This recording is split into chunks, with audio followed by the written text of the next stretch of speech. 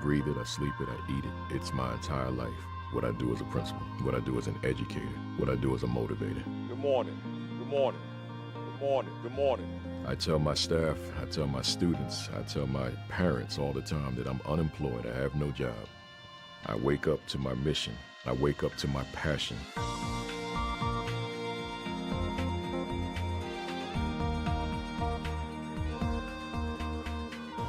I've been a principal now for 13 years. At North Tech, I'm in my 5th year. When I came here, I heard the stories about what it used to be. So I came in very hardcore. I knew what I wanted from the outset. I knew what these young people were capable of doing, and we went to work on it. And here we are, with 98% of our students graduating having passed state standardized tests in language arts and 88% having passed the mathematics portion. U.S. News and World Reports magazine recognized us as one of America's best high schools for 2 consecutive years. We're doing a phenomenal job here. Kafele is a principal in the best sense of the word. He's a master teacher. He begins every day by teaching over the intercom. We're on the move. We're in flight. Hopefully you had a great weekend, but much more importantly, it was a productive weekend because you completed all homework assignments. You proceeded to study for a minimum of 2 hours in a quiet environment. Morning announcements are very important because it sets a tone for the rest of the day. Have your best day yet while maintaining a most positive attitude.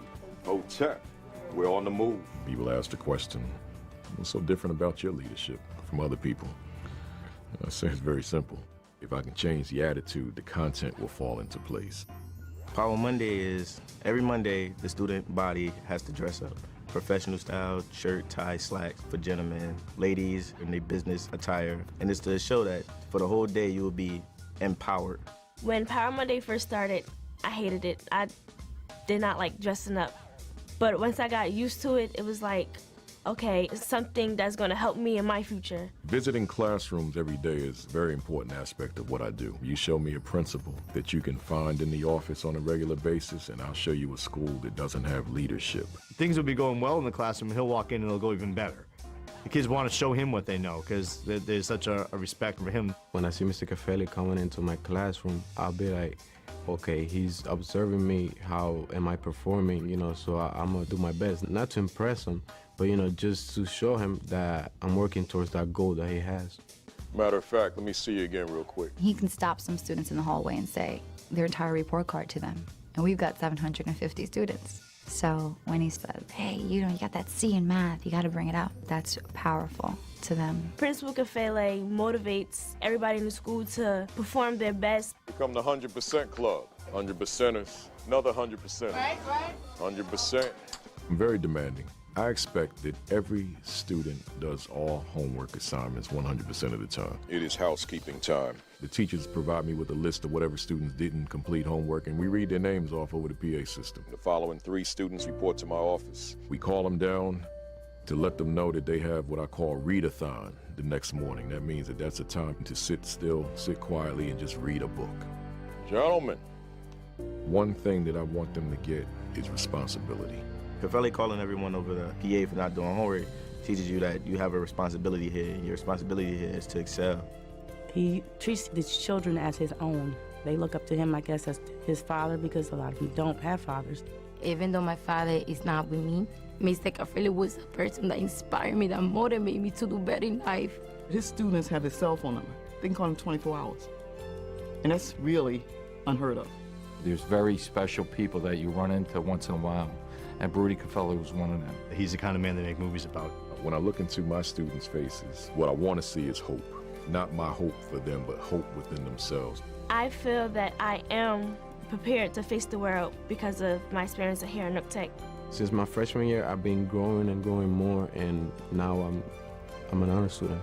To wake up and go and motivate and inspire or to educate other educators or young people or parents, I couldn't ask for a better life.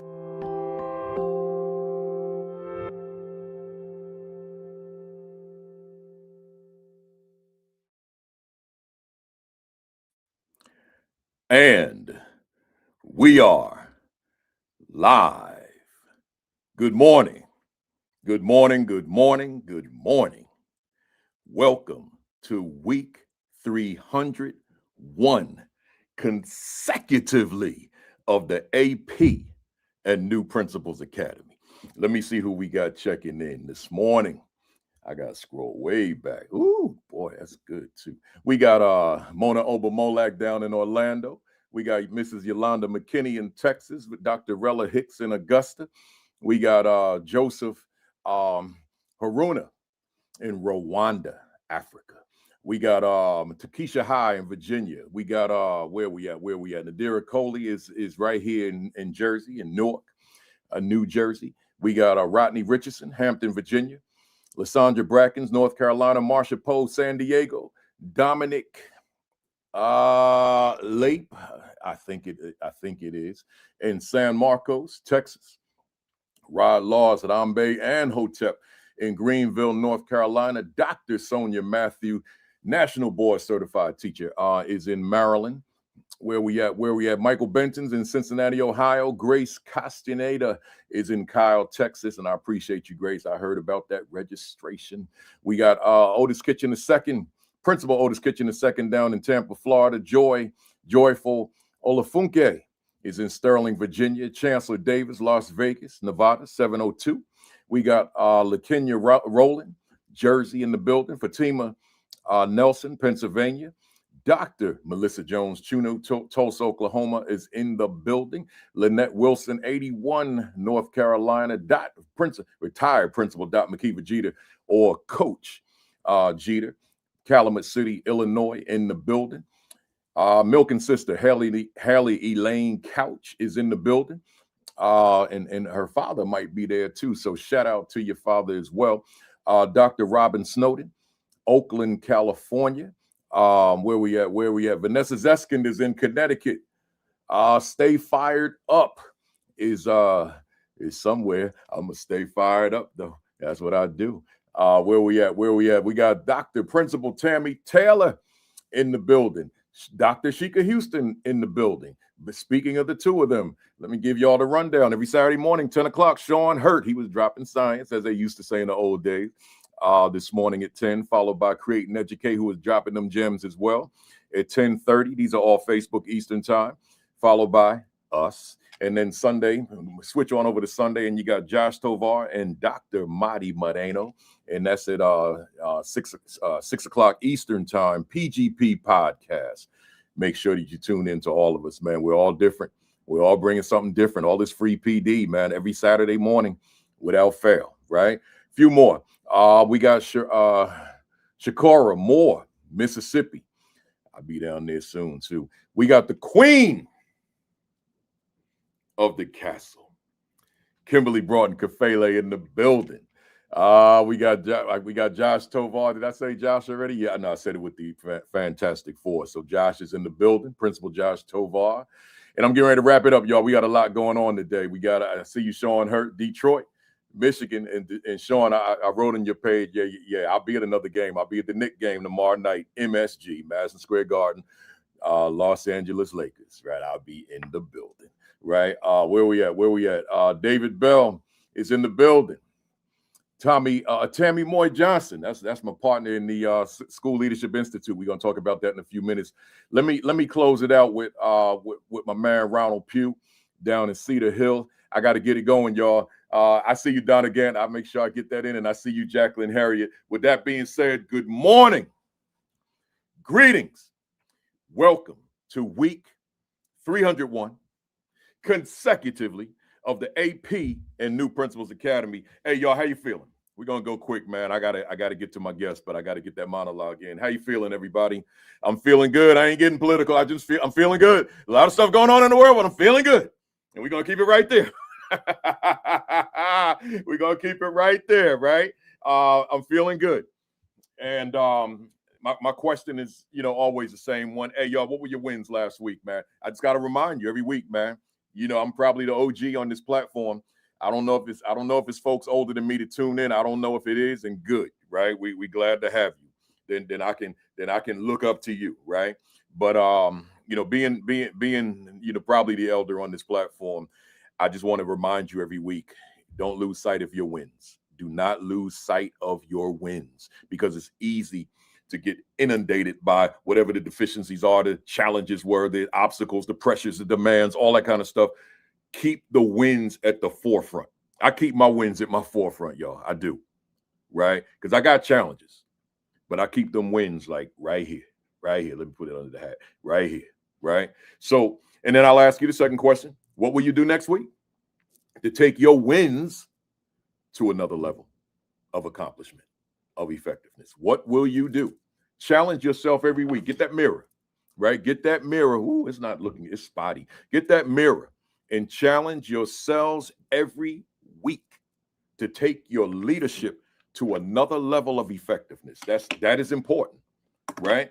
It's a personal challenge. It's just you. Let's go. Announcements. Quickly, shout out to Vermont Principals Association. I was in Vermont, in Burlington, Vermont. I'm saying Vermont, right? Vermont. I was looking for my man Bernie Sanders while I was up there because that's home for him, but I ain't seen him, right? But I told my audience, you tell Bernie I said I was up here, right? So I don't know him, no, y'all, but it don't hurt for him to know who I am, right? But anyway, shout out to the Vermont Principals Association. They blessed me with the opportunity to do a keynote at their Assistant Principals Conference this week, and just had a room full of assistant principals, and it was really good. One of the comments that I got a lot of emails from them, and one of the emails said it was so refreshing to be exposed to the significance of instructional leadership instead of reinforcement on all that other stuff that stereotypically assistant principals do, right? So they say it was so good to learn something different. So that made me feel good. And going back to the question, that was one of my wins. That was a win for sure. When someone from your audience says, thank you, I learned something, as opposed to this was reinforcing, right? Which implies I already knew this, but it felt good to hear it from you. And I hear that from time to time. And sometimes I'm thinking, do you really know this? And is it exhibited in your leadership when you're on the job, right? So but yeah, good stuff. Shout out to them. Welcome to the first timers, y'all. Welcome to the first timers, but don't allow this to be your last time. But here's the challenge. If this is your first time, you missed 300 sessions, right? I've been sitting at this desk for 6 years doing this Saturday Academy, sitting right here on this computer, same computer, right? That means this Mac is working very well, right? So make sure that you go to the YouTube channel, AP and New Principals Academy. Once again, AP and New Principals Academy. One more time. AP and New Principals Academy. Hit the subscribe button, and then once you hit that, hit the notification bell, and then binge watch the 300 sessions that you didn't see, right? Just watch them all. There's no one session that's a flawed session, right? Watch them all. They're phenomenal, right? So, and with phenomenal guests, including the 2 that I got on today, they've been on already. They're back for a second go round, right? So do that for me. I got this dynamite book I wrote. Actually, I've written 14, but this is my latest. What is my value instructionally to the teachers I supervise? I don't know how many authors would call their own book dynamite. That might sound a little cocky, but I'm going to say it again. I got this dynamite book I wrote. I'm going to say it one more time. I got this dynamite book I wrote called What is My Value Instructionally to the Teachers I Supervise. This is a book on instructional leadership. I would dare say there should be no school leader without this book sitting on your desk, not on your shelf, because if it's on the shelf, it's probably not being read. On your desk, so that when you get into that office after school hours, you can pick it up and start going through it again. It's a reference book. It's not just a read and then put it on the shelf like it's a novel. But while you're at it, since we got a lot of APs that watch, make sure you get the Assistant Principal 50. This platform back in 2020 was built around this book, right? But then as so many people were getting promotions to principalship, I had to rebrand, and that's how we became New Principals Academy. But you need this, the Assistant Principal 50, and one more. I ain't gonna show you all my books right now. The Aspiring Principal 50. If you don't have this book, you need to get this book, right? So if you aspire to become an administrator, not just a principal, one of the mistakes I made was calling this the Aspiring Principal 50. It's the worst title I've ever given any of my 14 books because it's misleading. It really means if you aspire to become an AP or a principal, right? But get that, get this, and get this. My other leadership books will show you at another time. But if you go to Amazon and just put in Baruti Kafele, B-A-R-U-T-I, again, B-A-R-U-T-I, then all my books will pop up, and then you can pick and choose what you want to get in addition to those three. Let's go. I'm not going to talk about that February 16 conference because I'm not sure it's going to happen, right? We don't have the numbers the way we want it, so we may have to move the date, but I'm going to go to my summer conference. We'll have those numbers. We got 3 people that registered right when we went off last week. So School Leadership Institute with Principal Kafele, July 9 and 10 in Savannah, Georgia. I want to see you in the building. This is our 9th time doing this, our 9th annual. Come on and be in the building. You can now go to, you can Google the Eventbrite. Type School Leadership Institute with Principal Kafele, and it'll come up, right? Just do that. I'll put the link on it another time, but you can start securing. We have an early bird special. The first 30 is a lot less expensive than the remainder. So, go on and register now, and we'll see you in Savannah on July 9 and 10 all day long, talking leadership with an emphasis on instructional leadership, but not a repeat of last year or the year before. We keep it fresh. I have enough content in this book to get me 10 more sessions of that academy. That means I can go just on this book alone until I'm 75 years old and still use new content. I don't have to repeat because we got enough in here, right? So get yourself a copy, and then we bring it to life in person. Enough said. That's it, y'all. Let's go to this monologue. Let's go to this monologue. No, it's not it. It's not it. If you're in Jersey, New Jersey, as folks that are not from Jersey might say, right? If you're in Jersey, I am the president-elect of the National Alliance of Black School Educators New Jersey affiliate. Once again, I'm the president-elect. That's a 2-year role, and then I become president after 2 years of the National Alliance of Black School Educators. Obviously, it's Black school educators, right? Of the New Jersey affiliate. We have an informational meeting coming up on February 24th. I know at least 150 educators that I have your contact information personally. I'll be reaching out to you because I want you to come to the information meeting on February 24th. But perhaps you're somebody out there right now from Jersey and you know I don't know how to reach you. Then I want you to inbox me for the information because I want you in the building. It's a virtual meeting on February 24th. I want you in the building. This is important because we're talking about the education of Black children.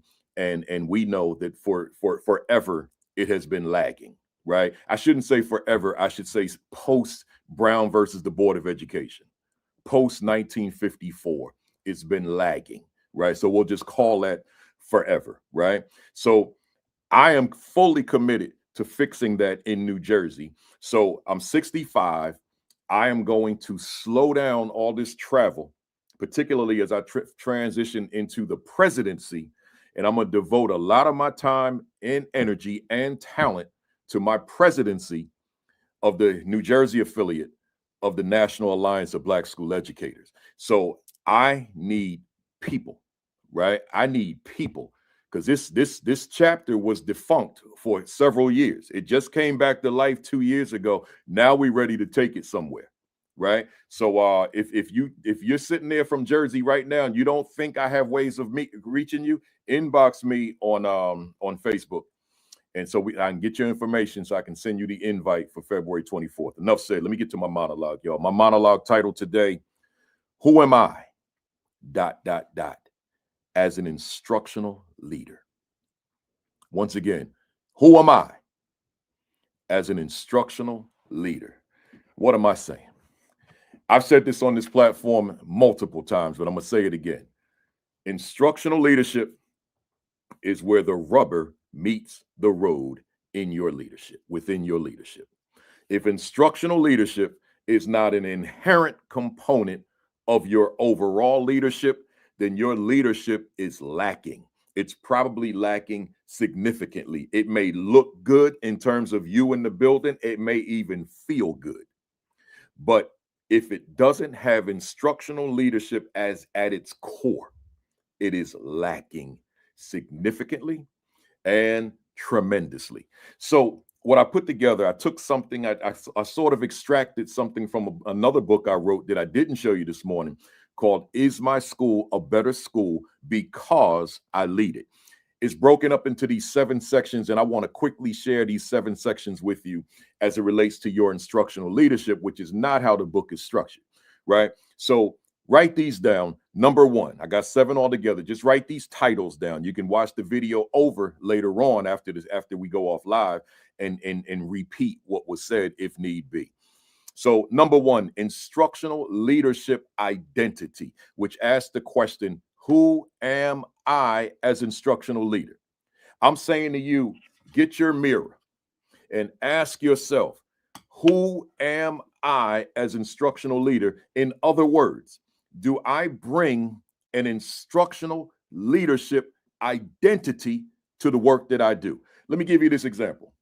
Sean Hurt, Principal Sean Hurt, I hope you're still there, who comes on at 10 o'clock on as the first leg of the Fantastic Four. Clearly, I'm gonna say this word again. Clearly, let me say it one more time. Clearly, his identity is data. That's his identity. It doesn't mean he's confined to that, because he's not.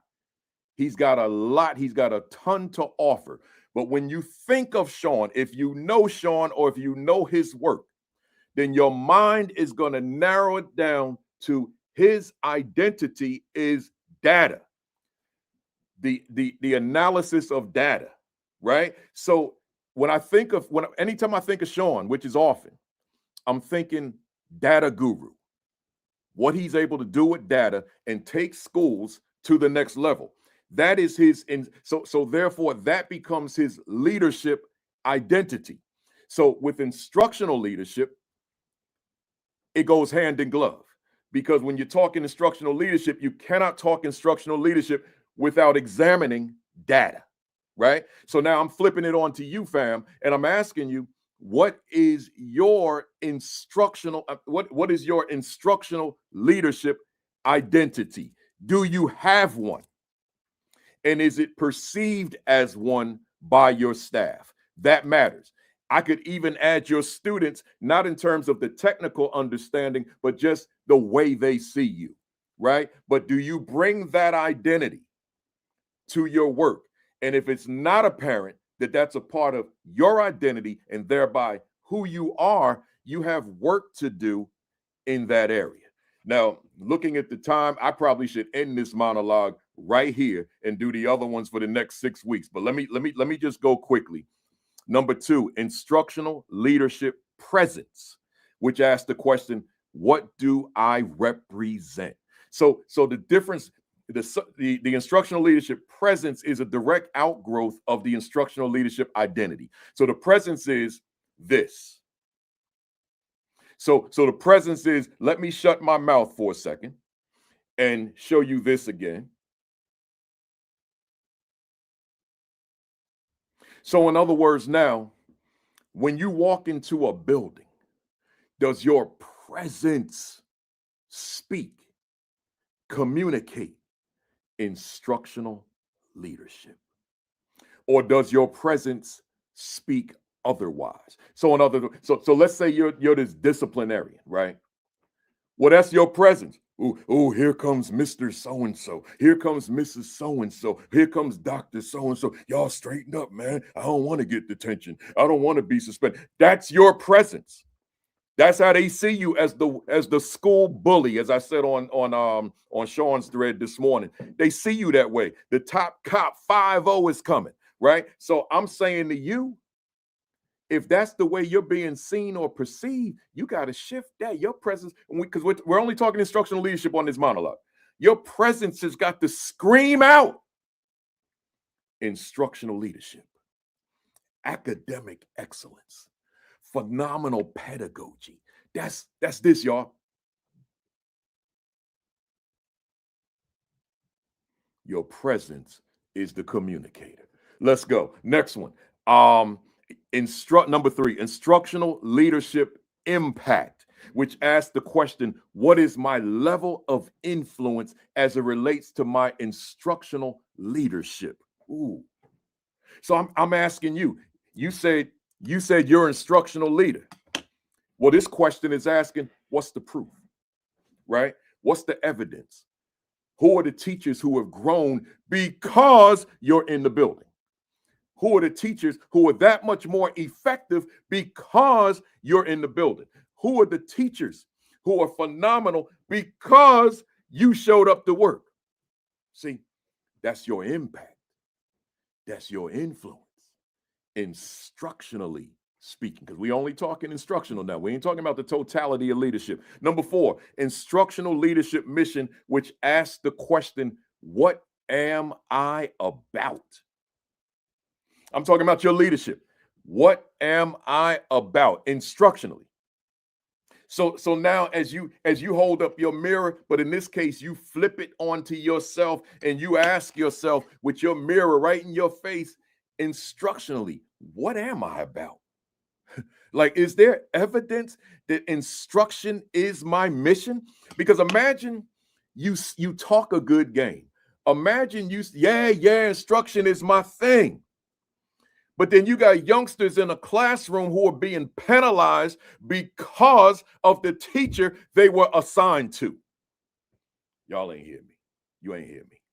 Let me hit you with that one more time. You got youngsters who are being penalized, not because they did something wrong, not because they violated a rule. They're being penalized because they're in a classroom of a teacher who is not receiving the training, the coaching, the tutelage that they need in order for them to go from point A to point B. The youngster is being penalized. But let's look at that. I know this is supposed to be a 5-minute monologue. Wade and Nader, work with me for a second. I'm in it right now. So I'm saying to you, I'm saying to you, fam, I'm saying to you, so you got this youngster who's in this classroom with this teacher.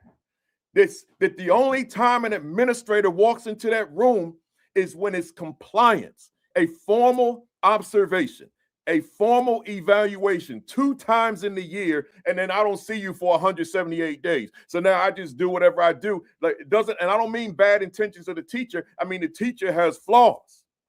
The teacher's ineffective. Where are you at? So it goes back to my question. But here's where I want to take it a step further. That youngster who's being penalized, that's not just for the year. You can have 1 year of a bad teacher, and that can have lifelong implications. Not just this year. That mess could haunt you for the rest of your life because you had somebody that was your teacher that did not take you to that next level, that did not inspire you, that did not encourage you. In fact, that teacher may have put you down. This was supposed to be a 5-minute monologue, y'all. Let's go. So that was my instructional leadership mission. Well, that natural outgrowth of that, instructional leadership purpose, which asks the question, what is my reason? What is my why? What is my because? Ooh, I'm going to be brief with this one. Listen, y'all. Instructional leadership has to be your reason for being in that building. You could say, oh man, for the children. I love the children. I put the children first. Yeah, but what you want the children to do? You want the children to learn. Learn what? Learn at a high level. See? So yeah, you could say you about the children, but if you're there about the children's self-esteem and self-image and all that kind of stuff, I mean, I'll pat you on your back, but I'm gonna also ask you, but are those children brilliant because of you? What is the why of your instructional leadership? Are you therefore in those classrooms on a regular basis, having that pre-observation conversation on a regular basis, having that post-observation conversation on a regular basis? Because those 2 conversations, that's the coaching. So it's not just, I was in a classroom, oh, I feel so good about myself. I was in 5 classrooms today. So freaking what? You were in 5 classrooms and did what with the information? You can't just go to a classroom. You go to a classroom, but then you sharing the information, but you're doing more than sharing the information. You're collaborating over the information. Not just the post either, the pre. Y'all going to discuss what you going to see. But Principal Kafele, I ain't got time for all that now. Come on, man. You ain't being realistic. You better go back and watch some of the previous videos. Or better yet, invite me to your school for a full day of consulting, and I'll make it make sense. Number six, we're almost done. Instructional leadership vision, which asks the question, what do I see? What do I see? See, you're not just going into that classroom just to be in the room and help the teacher to become great. You have a vision. You see something. You see academic excellence. You see blue ribbon. You see Title I distinguished schools. You see greatness. You see you in some community that has high poverty, high crime, all the stereotypes and generalizations of an urban school environment, but your school is performing at levels upon which people would assume that there's nothing but wealth and million-dollar homes, privilege, all that stuff because of the way you're performing. And you say, no, we are 100% free and reduced lunch, but we can compete with anybody. See, that's the vision. That's what you see. You see it. I'm closing my eyes for a second. You see it right here, man, in your mind's eye, baby. You see it. And then lastly, your instructional leadership value, which asks the question, what is my worth? What is my worth to my instructional leadership, right? Do you bring value to your school? Is your leadership worth anything, right? What is the value that you bring to a classroom teacher that you work with, right? What value do you bring? And thereby, what is my worth to the teacher? Can the teacher look? Let's break. Man, I know I'm supposed to be 5 minutes on this, but work with me. Let's look at that word value real quick, right? Like I got a family here. I value them. I know I shouldn't be saying this publicly like this, but I'm going to say it because I'm in a rhythm right now. I take multiple bullets for my family. Yes, I will. I will protect my family with my life. Yes, I will. Right? So that word value, because I value my family. But you know what else I value? This house I'm in right now that I paid for from busting my behind. I value this place, man. You can't come around here messing around my house, man. You can't do that, right? I value this, right? But you know something else? You see this little ring right here, my wedding band? I value that. I value it. I'm gonna even tell you where that pin that I got on. Let me tell you something, man. Wait, I can't get it. This pin I got on, my Milken pin, I value this thing, man. You know why? Because it reminds me of where I once was. How a dude like me have on a Milken educator pin? See, I value that. It matters to me. So what am I saying? Instructional leadership value. Can that teacher look at you the same way? My principal, my assistant principal, I value what they have brought to my practice. That's what I mean.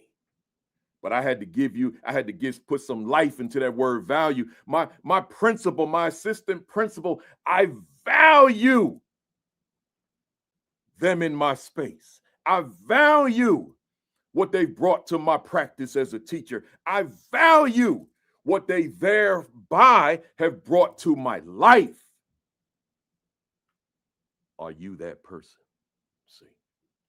So again, that's all 7. That's leadership. That's instructional leadership identity, leadership presence, leadership impact, leadership mission, leadership purpose, leadership vision, leadership value. If you somebody was intrigued by that, then you go to Amazon and get you a copy of this. Is my school a better school because I lead it? And here, that's where I expound on it. Enough said. I got guests, y'all. Woo, it's like 11:36 and I ain't bring up my guests yet. They probably said, why you have us up at 10:50, man? I could have slept another half. Especially Nader, who you getting ready to see, Dr. Twal, as I'm gonna call him on here. But yeah, I got my guests. I'm getting ready to bring them up. But let me give you my topic. Is who are you and who might you become? Right. So let me get my guys up here. Where we at here? There they go. That's my brothers right there. We got Whitehead and Dr. Nader and my Twal in the building. How y'all doing? Fantastic. Great to see Doing great. Thank you.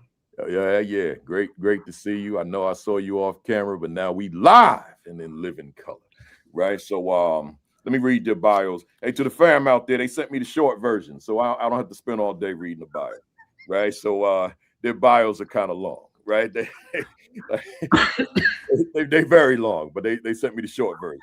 So Wade Whitehead is a fourth generation teacher, speaker, author, committed to strengthening the profession of teaching and the ecosystems that support it. A national board certified teacher since 1999, Wade has developed a distinctive voice on instructional leadership, teacher identity, and the conditions that allow both students and educators to thrive. He is the founder and executive director of Teachers of Promise Foundation, an organization dedicated to recognizing and investing in new teachers and excellence across the profession. Wade believes that students flourish when the teachers are supported as multipliers of learning, belonging, and purpose. His clients have included state, U.S., and international departments of education, Fortune 500 companies, nonprofits, and others. And of course, not others. And of course, schools and school districts.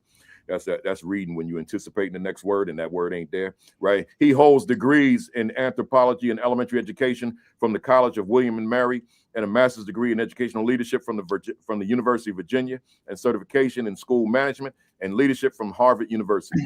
His newest keynote workshop, What Great Teachers Share and Why AI Can't Replace Them, is available this summer and fall. Contact him for more results, more details. He'll give you that information today, a couple of times.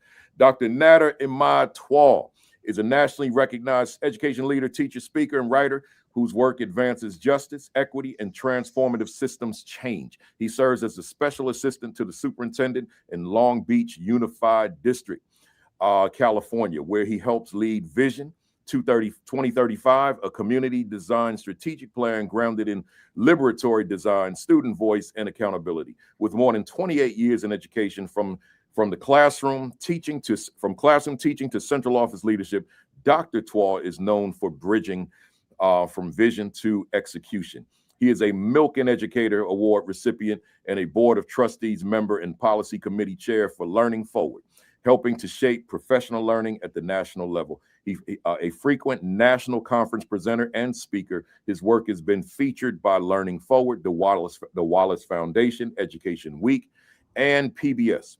Dr. Twal holds a doctorate in educational leadership from San Diego State University and remains deeply committed to building collective leadership rooted in identity, lived experience, dignity, and belonging.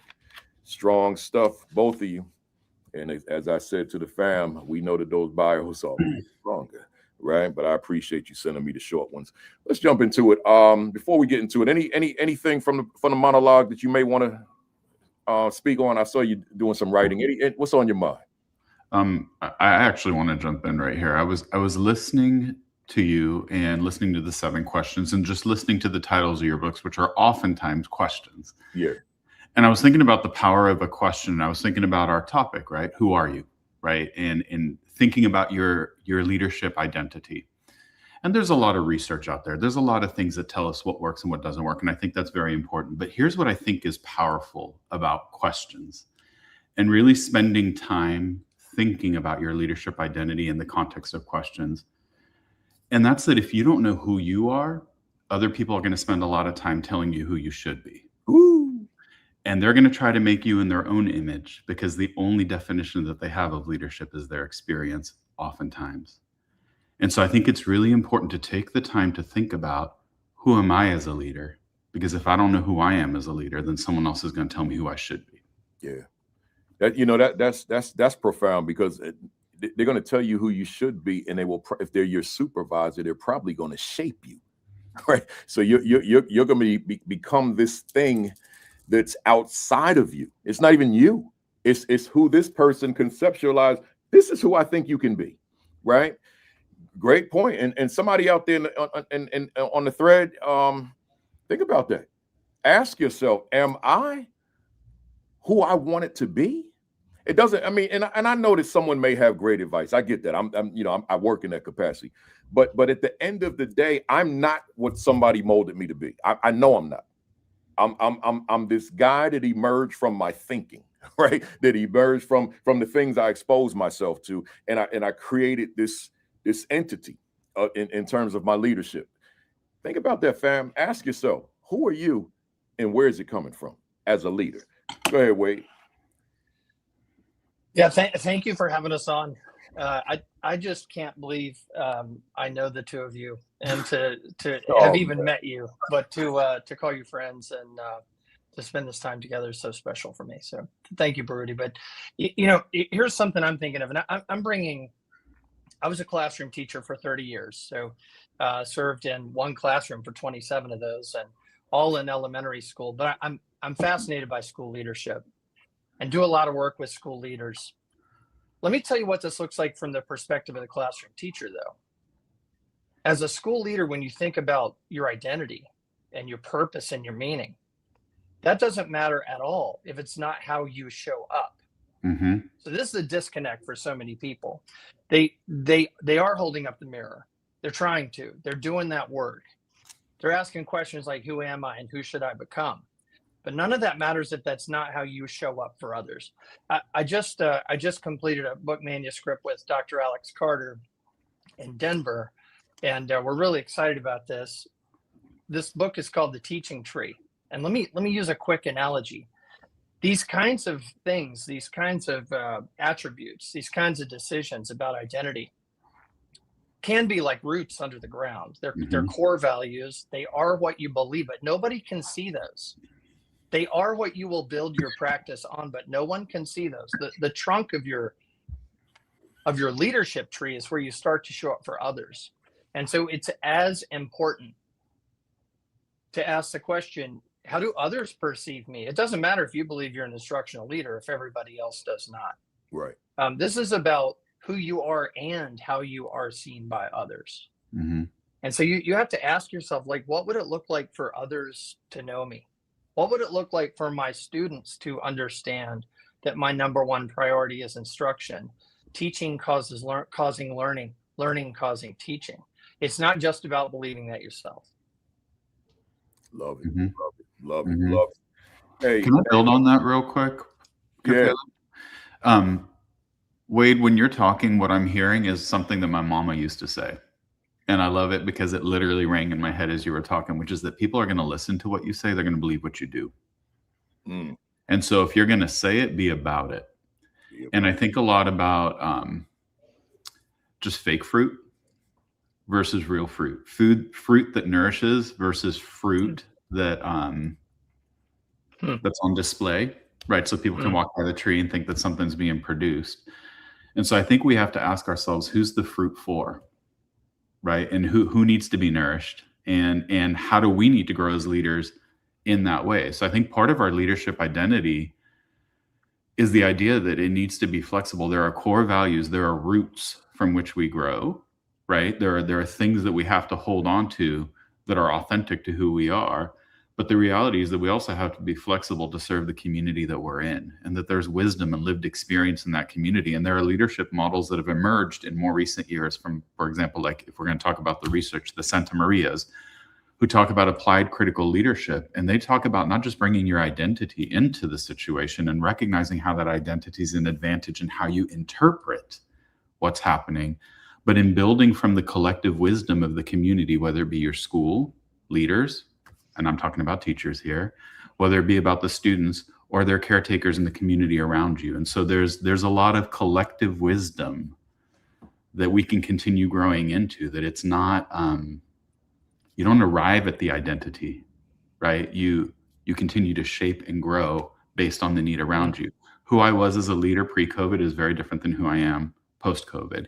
I'm clearer on who I am because I had to take a stance on certain things where it was no longer gray, right? And so when you actually have to stand for something, when it comes at a cost, you know what you really are, and you know what you really stand for. So thank you for that, Wade. I really.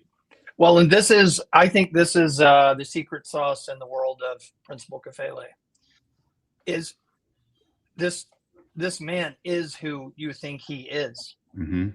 This isn't just his identity, it is his impact on the world. Mm-hmm. Those are one and the same. And so he did the heavy lifting of finding himself and building himself.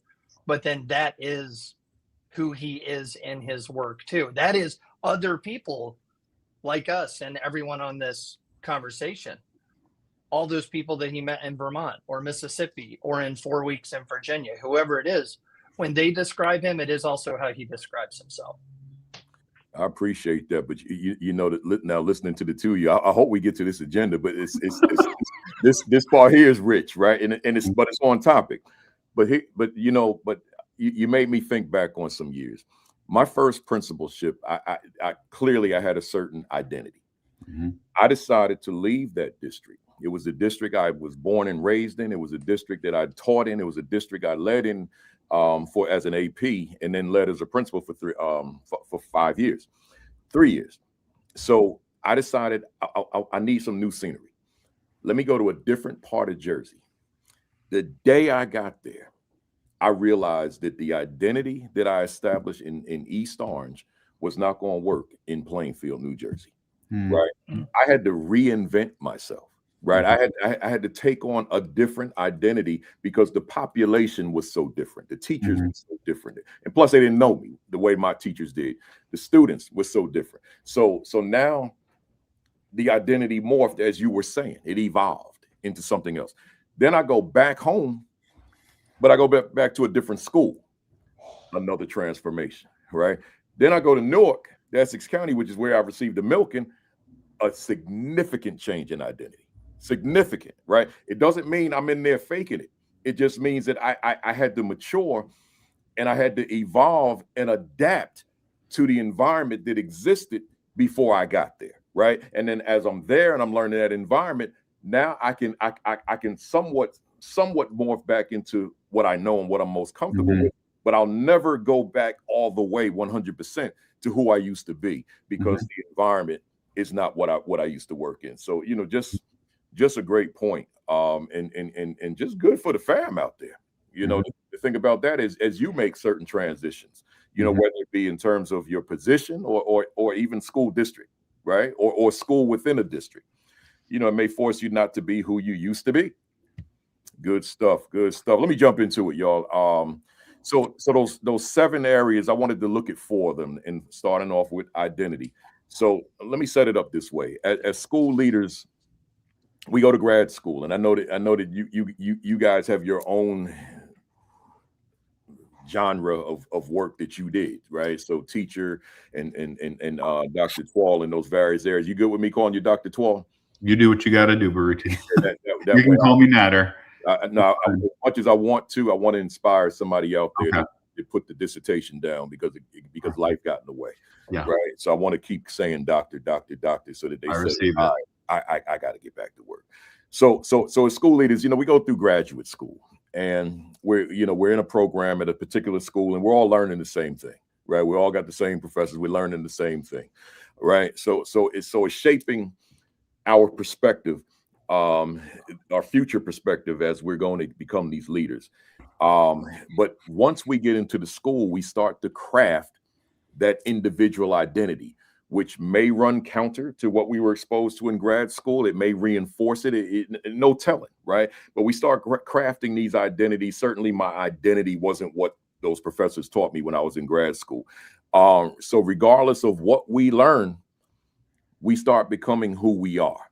Here's my question. I got a 3-parter. Anyone can jump on in here.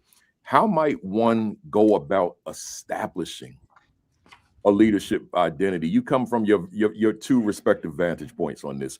How might one go about establishing a leadership identity without announcing that this is my identity?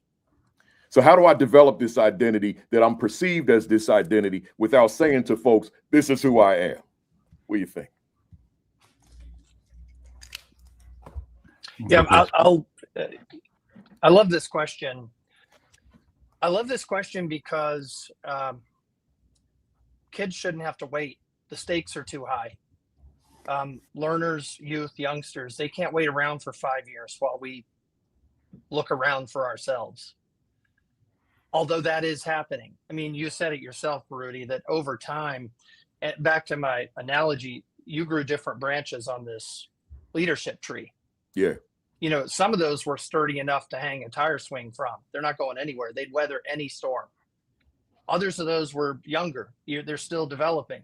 And throughout your career, and you continue to do this, and other excellent leaders do too, you're always developing those new skills, those new proficiencies. But kids, youngsters, students, learners, they can't wait around. And so what I would suggest is, if you're looking to articulate an identity as a school leader, you have to understand what's under the ground. What are your core values? What are the things that are non-negotiables for you?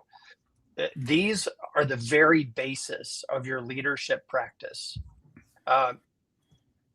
These might be beliefs about teaching and learning. These might be beliefs about teachers. These might be beliefs about how the school is going to interface with the community that you serve. These might be beliefs about your ongoing, like, formative growth yourself. But you have to understand what is under the ground and what are your non-negotiables. And what I love about thinking about it this way is, you know, trees in a forest don't have their own roots. Their roots grow into each other. If you could strip away all the soil from a forest, you would see that the trees are connected underground. They're connected by roots. And in the same way, school leaders must be connected by core values, by non-negotiable principles. This is the other principle, but a principle has to have principles. And these are the things that connect you to other leaders. These are, and they don't just connect you horizontally to leaders that you know at the time or that you might work with. They connect you vertically. They connect you to the people in your life when you were young that may not even be with you anymore, as like a tribute, as an honorarium to what they taught you, that you're connected. And it's under the surface. Mm-hmm. And so then when you start to emerge, when you start to show up for others, it's built on something. Mm-hmm. And I think one more thing about this, I think Zaretta Hammond popularized, others did too, but I think she did it really well, a way to start to articulate this when she said that warm demandingness is a great spot. It's the sweet spot, I think, for teachers, but also for leaders, that you must understand how to create warmth with others, and you must understand what it means to be demanding of others. And both of those things must, not only can they happen at the same time, they must happen at the same time. If you take core values that are connected to the core values of others, and then you show up as a warm demander of others, then you can start to find your own identity, your own personality as a leader. But it's got to be built on those things. I love it. Warm demander.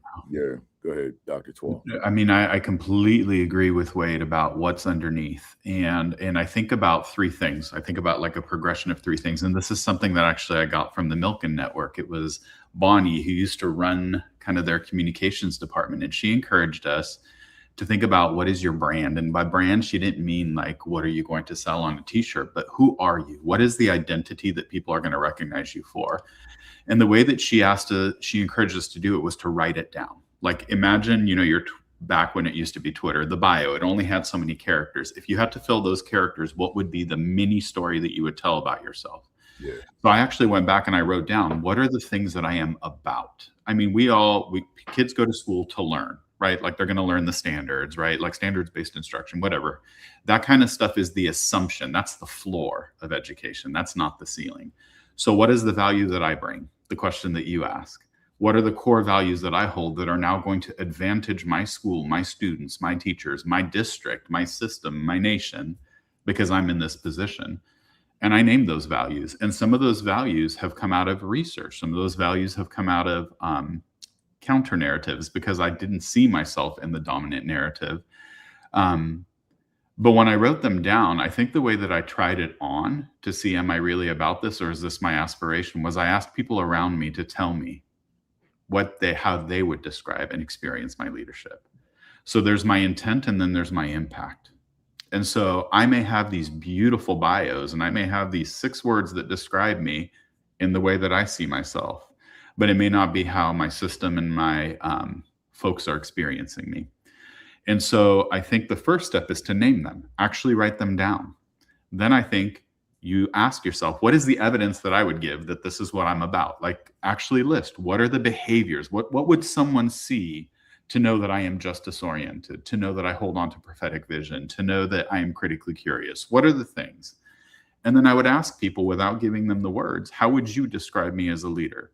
And I would look for parallels, and I would look for opportunities to grow and be more evidenced in my practice. And then the third thing that I would do is I would ask, why are these my core values? A lot of times what we don't do is we don't actually look in the soil of the root, because something is nourishing that root. And I think sometimes we stop at the root and we forget that there's soil that's nourishing it, that's affecting what's coming out of the branches that other people experience.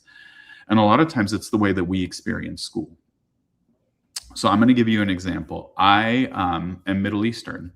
I grew up in the Middle East. I was born in America, American citizen, American national, first generation American, but my father got a job in the Middle East when I was 2 years old. So I grew up in a country, and I'm originally from the Middle East. I grew up in a country where my faith was illegal, against the law. Literally can't say it, can't practice it, can't wear any crosses. Anything that identified me as a Christian was a danger to me and my family. So when I went to school, my parents sent me to an American school. And in the American school, I looked like the Middle Easterners. So I was treated like them. When I went out into beyond the school confines, I looked like them, but my faith was not similar and my faith was illegal. A core part of my identity was completely dismissed and was a liability. It could result in serious consequences. And so I spent my life just trying to figure out, where do I fit in this world? Who I am doesn't fit. Who I am doesn't matter. And my mother in this country was not allowed to get her college education. And so she persisted and ended up enrolling before distance learning in a correspondence school in America. And we would watch boxes go back and forth between America and the Middle East for years until she earned her associate's degree. So the foundation that I have, the soil that nourishes my root, is that education is the lever for liberation. Education is the way that we preserve democracy. Education is the way up and out of whatever the oppression is, and that it's not the education that someone always wants to give me. And so I think a lot about how that has shaped the way that I push against systems. It's shaped the way that I believe in education as the mission, right, of our democracy. It's in my bones, and it's absolutely double consciousness. It's being aware, right, of who I am with people and who I am on the inside, and trying to figure out how to reconcile the two in a world that requires assimilation. But what I'm looking for is activation. Love it. Love it. I appreciate you sharing that as well. Let me build on that. So, and it leads right to my second question. So what if staff perceptions of a leader's identity clash with how the leader sees oneself? That's you or either one of you. I mean, Wade, I'd be curious what you think about this, because I think a lot of times we've built a culture and a language around leaving the classroom. And so the minute that you are no longer with children all day, you somehow stop being an educator. And I think that we've bought into that. And I think when we buy into that, we create us-them systems of counteracting values instead of maintaining a posture of humility and recognizing that in an organism, all the parts are necessary. And so I know some things now, you know some things, together we know more. But I wonder, what do you think, Wade? Yeah, well, it's a problem. If you're a leader who has one view of yourself and everybody has a different one, that's a problem. And I guess, I think of the intro video that you were showing, Broody, your Milken Award profile. One of my favorite spots in that video is when they're talking to one of your students, and he says, when Principal Kafele walks in, I can tell he's observing me. Yeah. Now, who is it that would usually say that in a school? Teacher. The teacher would say that. The teacher would say, when he walks in, I can tell he's observing. Not at Newark Tech. Like, the kids are like, he's in here to watch me. And I'm struck by that, because right away we know who you were as the principal there, and there wasn't that dissonance. I said this a minute ago. It's one thing I love about you, is that you are who you say you are and who everybody else says you are. I'll just say, without digging too deep, unless you want me to, this is a big problem, and this is a question that school leaders should be asking. And the only way to get an answer to that is to be vulnerable, to ask other people, like, what do people think of me around here? What do they think is my main priority?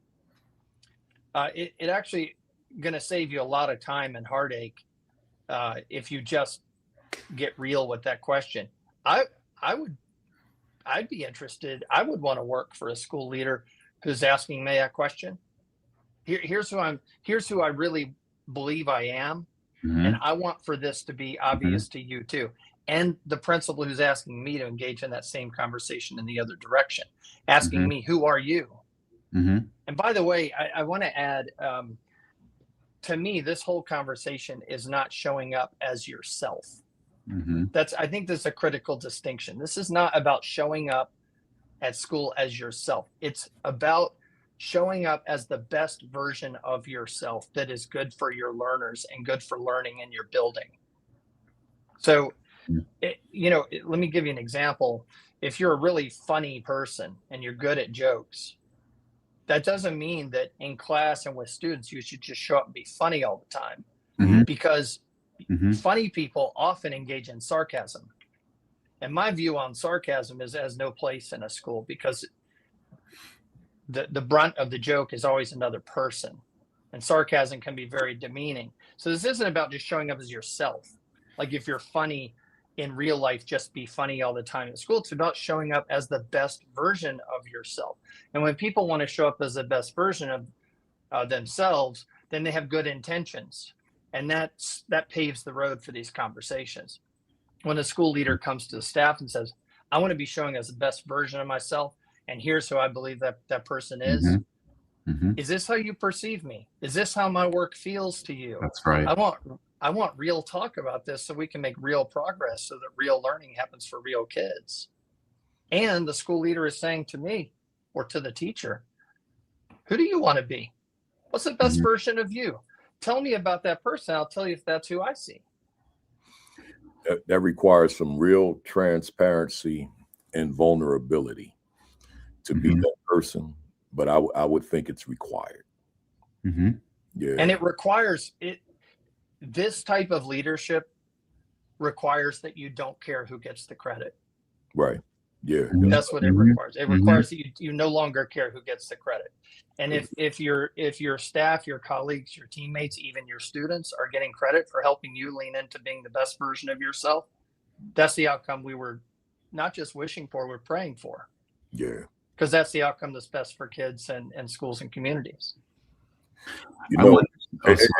Before you go, Dr. Twal, let me just say this. This conversation is rich, so I'm just going to let it do what it does. And if we have to reschedule to get to some other content, we will.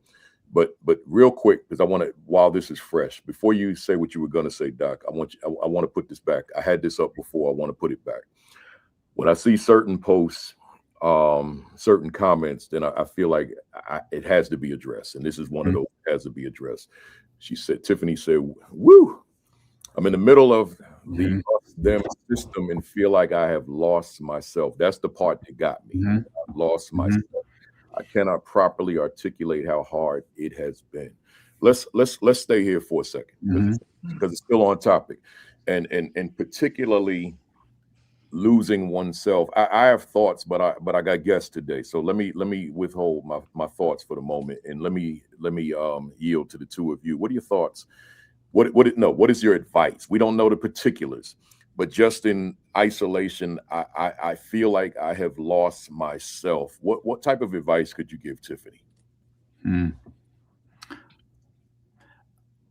My first thought is there's a lot of context. And so I think it depends.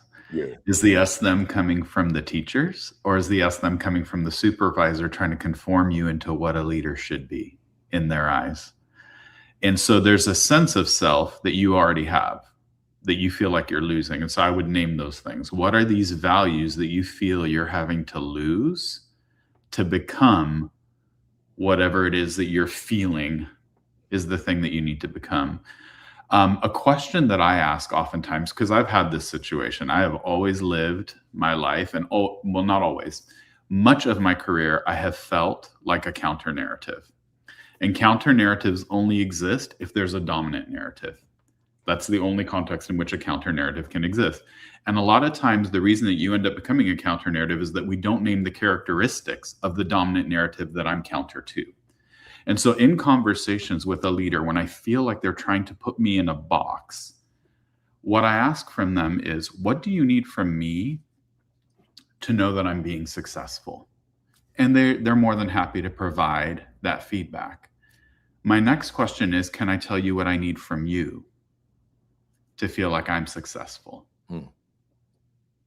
And the other question that I ask them is, how will you know that you have been successful in developing me as a leader, so that I know what indicators to look for?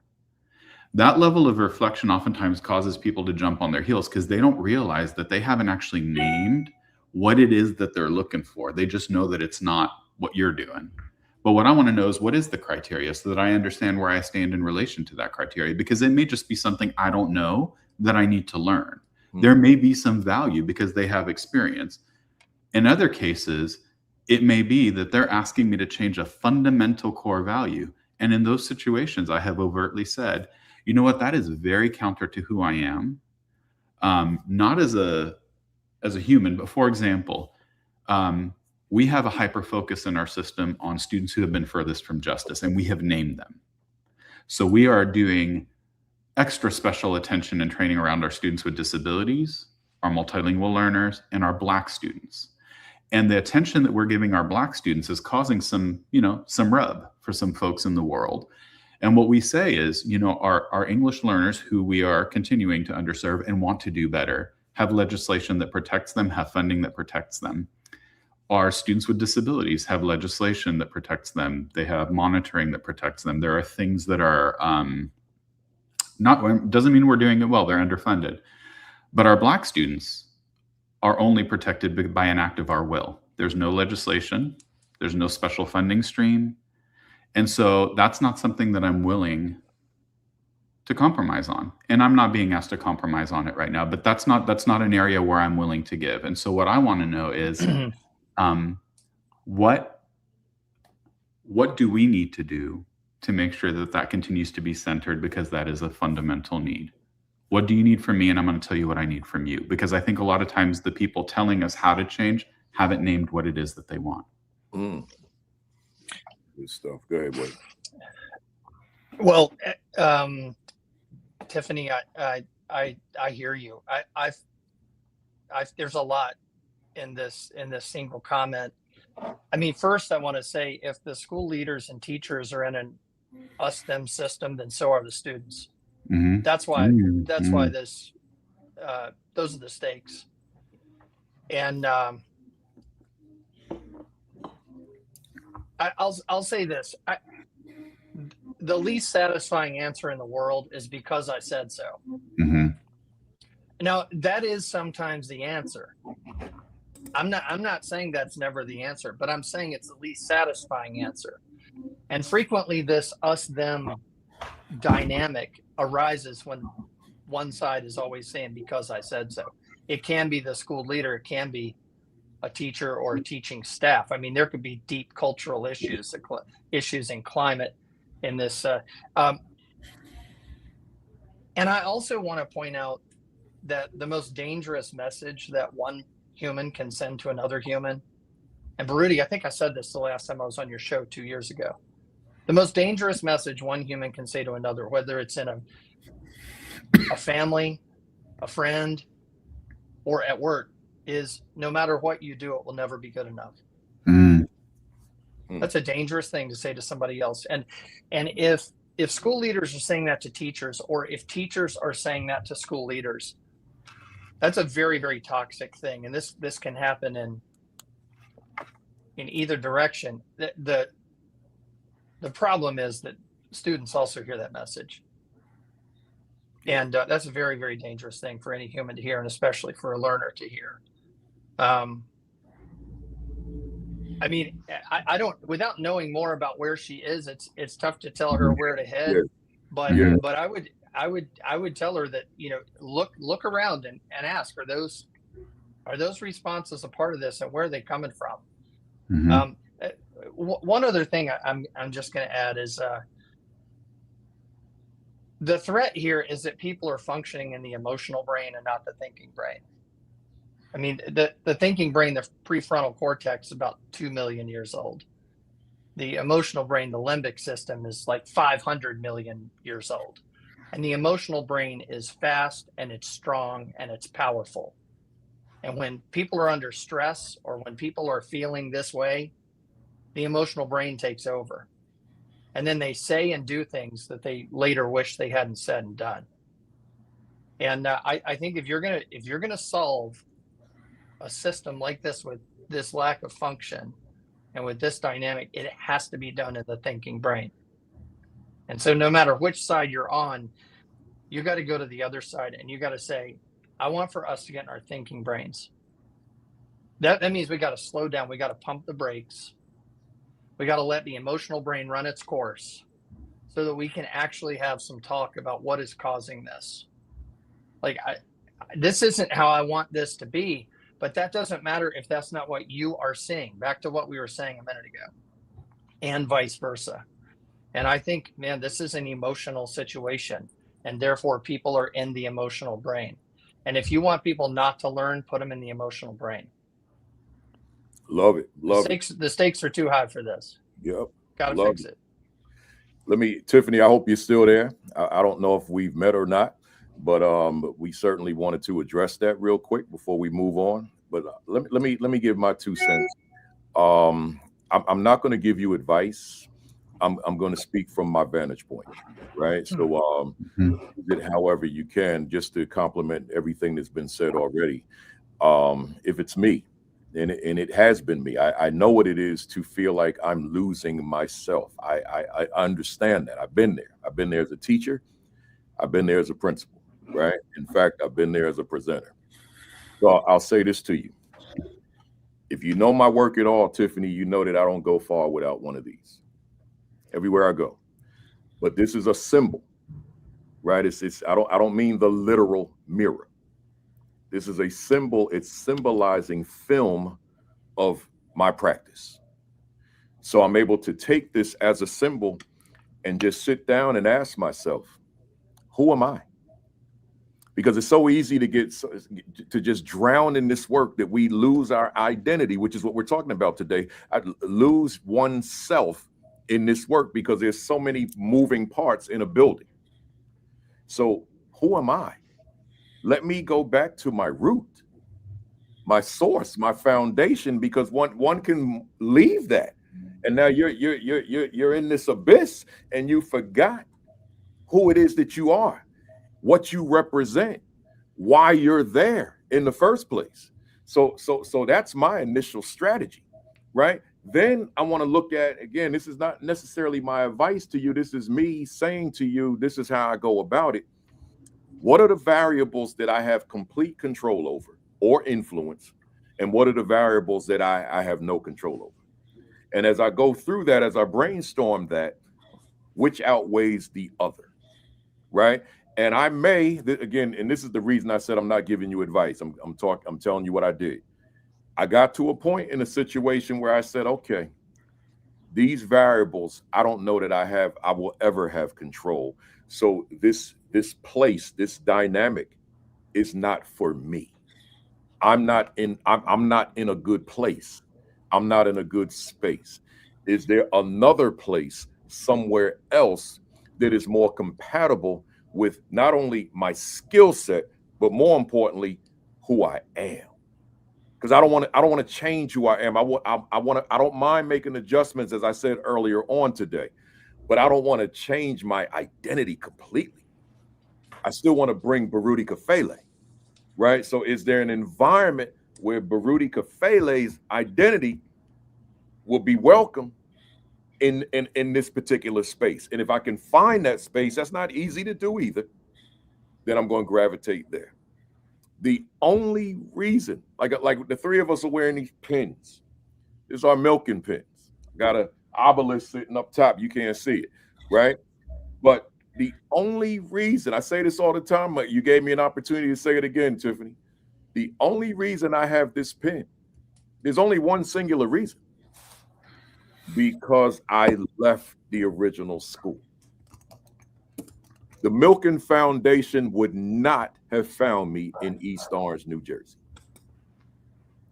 But because I said, let me go where I can be me within a system, but still me, and going to Essex County Vocational Technical Schools, North Tech, they found me.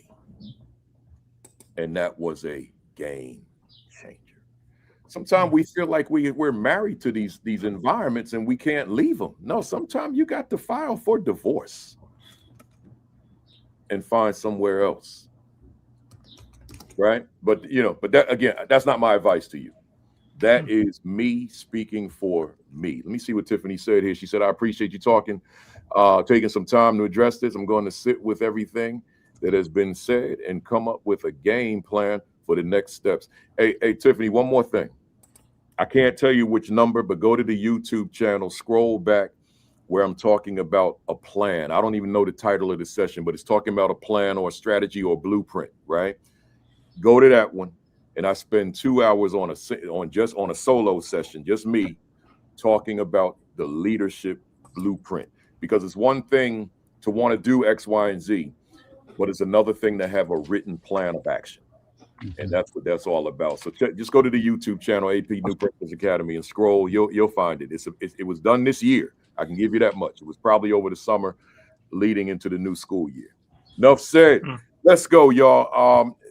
You had a thought that I interrupted you, Dr. Twal. Did you want to jump in on that, or do you even remember? No, you didn't interrupt. It's fine. I don't know that it's necessary anymore. All right, let's. I'm not even going to exhaust identity. Let me go to presence. And I'm gonna look at the clock and I'm gonna figure out how to get some of those talking points in too. So we'll balance it. Let me just make a note of what I did. All right, here we go. And just to set it up, our presence. I look at our presence, not just leadership presence, just any presence. We show up in a room.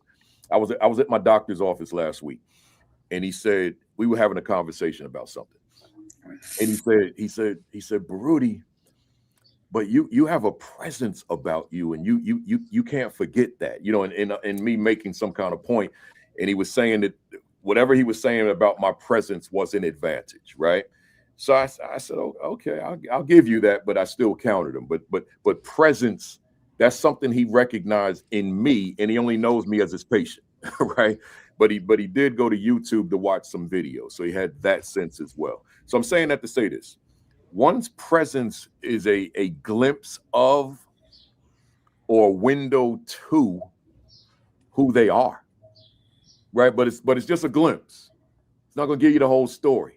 But someone walks into a room and you see the way they present themselves. You may get a glimpse or even a window to who this person may be.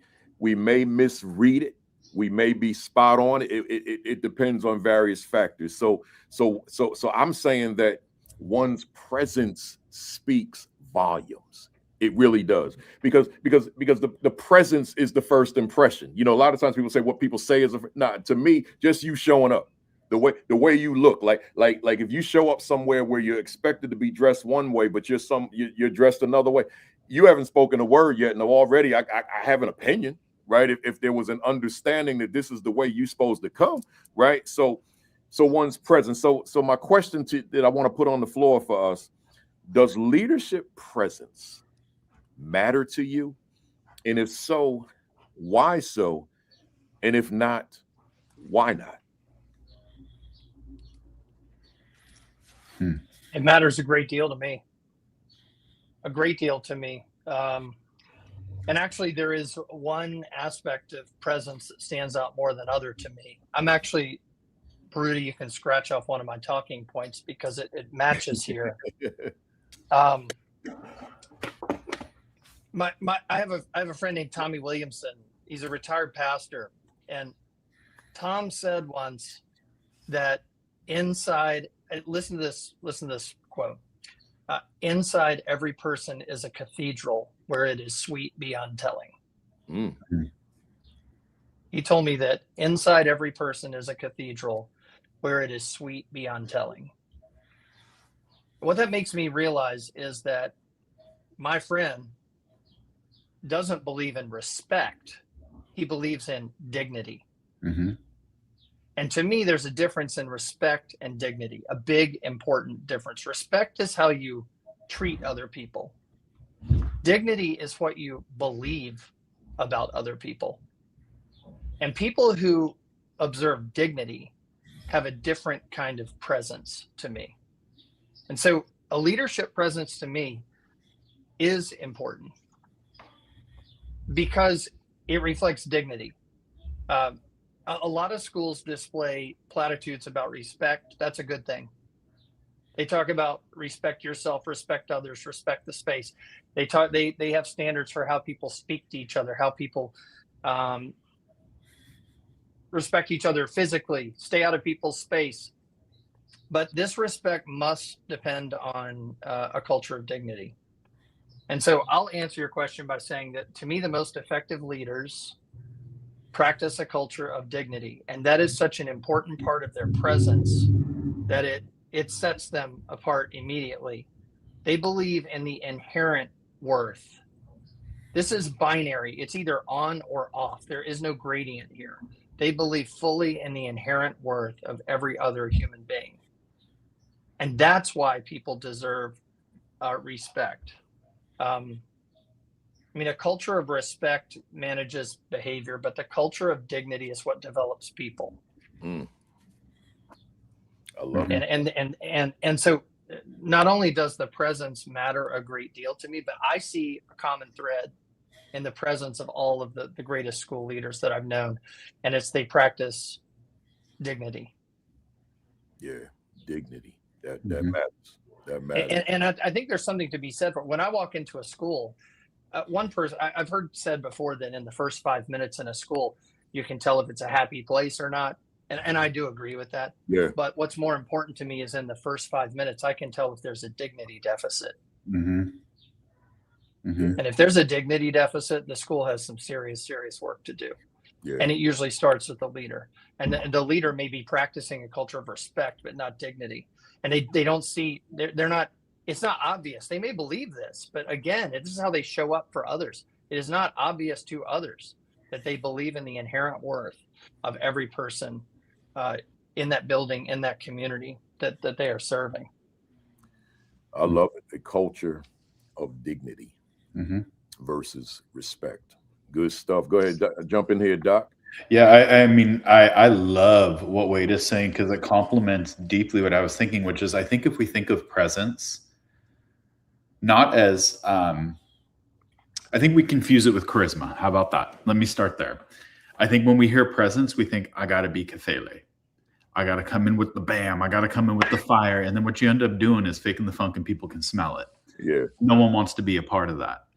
I think real presence is when you come in the confidence of your leadership, whether you be a teacher, a student, or a traditional school leader, and what you bring out, what you draw out of others is a better version of themselves because you're showing up in the best version of yourself. So I think presence can come quiet. I think presence can come bam. I think presence can come as a combination of both. I think presence can be funny. I think what presence is authenticity. And I think people buy into authenticity. If I know who you are and I believe that you are who you say you are, I will follow you regardless of how you show up. So I've had quiet leaders who will sit in a meeting and say 3 words.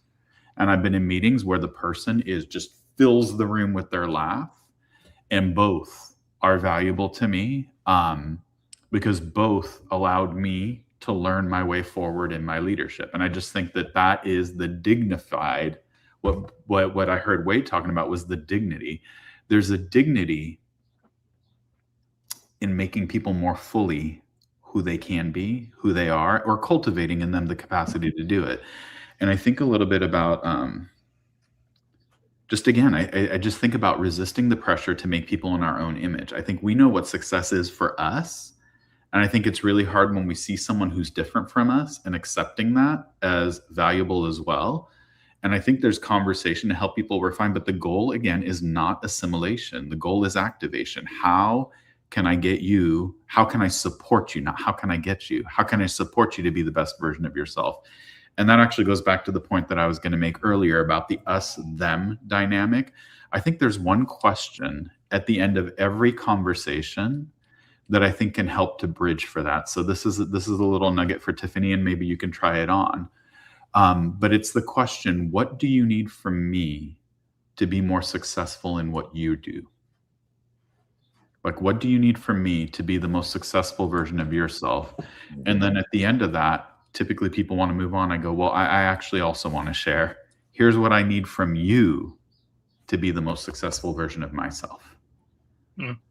And I just think that articulating that and giving them the first word allows you to really hear what's motivating them. Give that to them one more time. I think at the end of every conversation, I do this in every supervision and evaluation meeting, you know, that's the traditional language, is when we're talking about lessons, when we're talking about professional development, I'll always ask, what do you need from me to be successful in what you're trying to do? And then I will articulate, here's what I need from you to be successful in what I'm trying to accomplish. Yeah. Yeah. Shasta Looper, her comment makes me think, and Nader, I was saying this while you were speaking. There's a Latin root that gives us the stem cult, cult, and it can have two. It can actually have two. There are actually 2 Latin roots that end up in that English stem.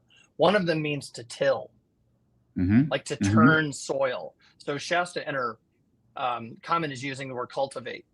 This is also where culture comes from. CULT, culture. Culture means to till, to turn soil, to create a place where something might grow. But the other Latin root that ends up that way in English means to worship. And that's where you get the word cult. And so which cult is it in your building? Are you asking people just to defer to you all the time, to just see you as, so that you can say, because I said so? Is that like what's going on? Because that is not culture. That's a cult. It's a cult. Culture is about turning things over. It's about pulling back the curtain. It's about, a minute ago we said, you got to have some difficult conversations. Like, this is actual work. It will make you sweat. It will put you out of breath. And it's work that you have to do in the off season. You can't be planting seeds if you haven't tilled the soil. That's right. This is about like pulling open all the doors and pulling everything out of those closets, those metaphorical closets, and going through them and getting rid of some stuff. And, you know, to me, when I look back on the pandemic and all that it was and all that it wasn't and all that we thought it could be, like, all the apples got dumped out of the cart, all of them. And we were going to get to decide which ones to put back in. And we put a lot of apples back in the cart that maybe should have just sat on the ground, you know, because we weren't thinking about what does it mean to turn things over, to make things new, to refresh and renew. So Shasta's comment, Nader's words, really, like, there's something there. Is it, which cult is alive and well in your building? It's usually one or the other. You know, we can keep going on that. I'm just forcing myself not to, so I can throw one more at you. Then I want to transition to some of those talking points you sent me. But I do want to ask this question. Given what you said, Dr. Twal, about it's everyone's not going to be that charismatic leader that has that charismatic presence, right? Mm-hmm. So let's look at that person who doesn't bring that presence, Mm-hmm. and ultimately doesn't really have a presence. They're just somebody that's in the building that happens to wear a title of leader, right? At whatever capacity, assistant, whatever it is. Talk to that person about how to not have to, as Sheikah said, fake the funk, but and try to be someone else, but just come in as myself, whatever that may mean, but bring a presence along with me that I am somebody of significance in this building as one of the leaders. What do you think? So I'm going to give an analogy. There are tornadoes, and that's a lot of times the world that we live in education. There are things coming at us all over the place. When you're a teacher, you don't know what the kids experience before they walk into the class. You have your lesson planned, and then they show up, and the reality of their world confronts you, and you have to invite that in. You're an administrator. Things are happening outside your school, in the school. You're a district administrator. You got federal pressures, state pressures. So there's a tornado.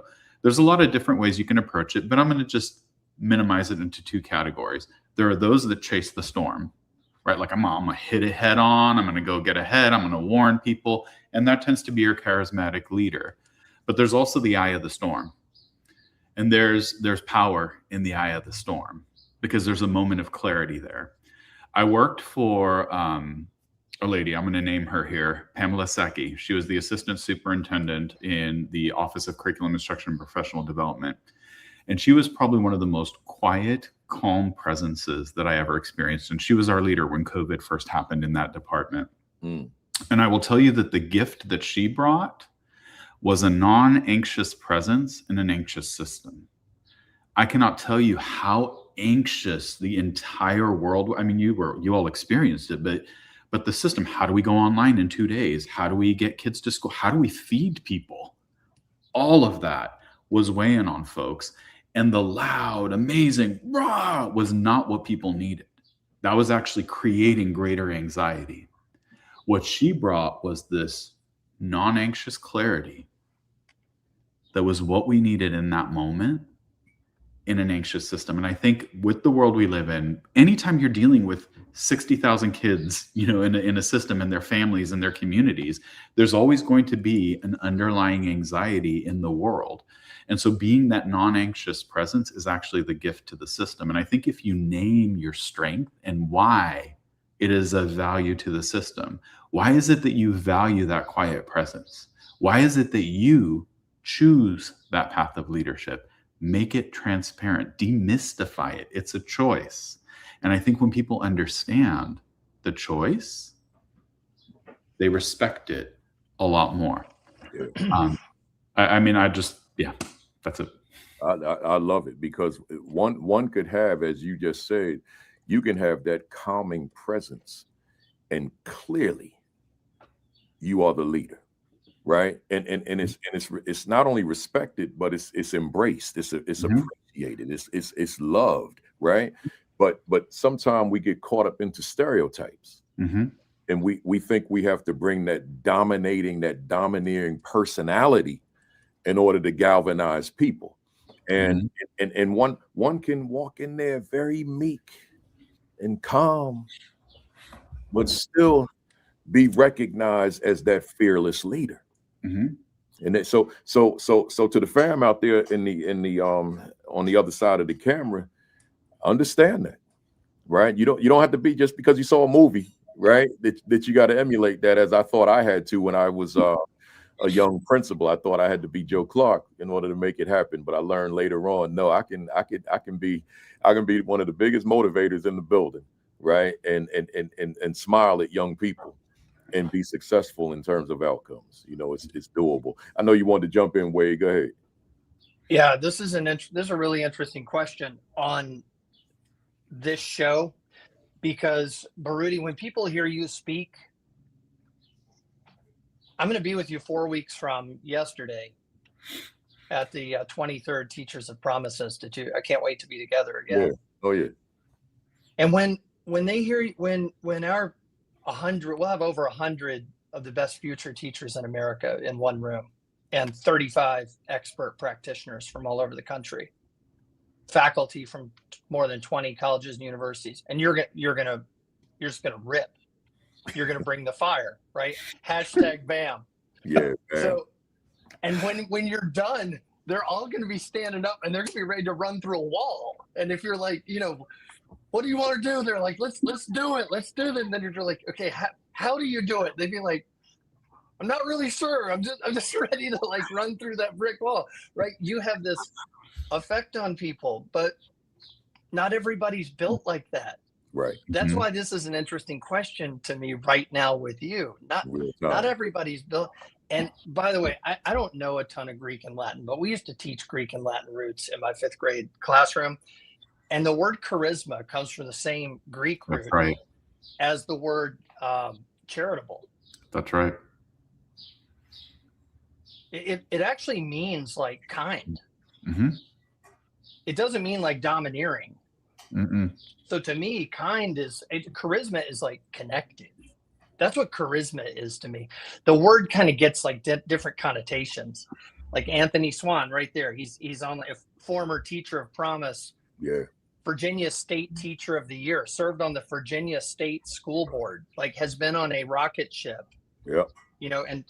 And Anthony Swan has charisma. Yeah.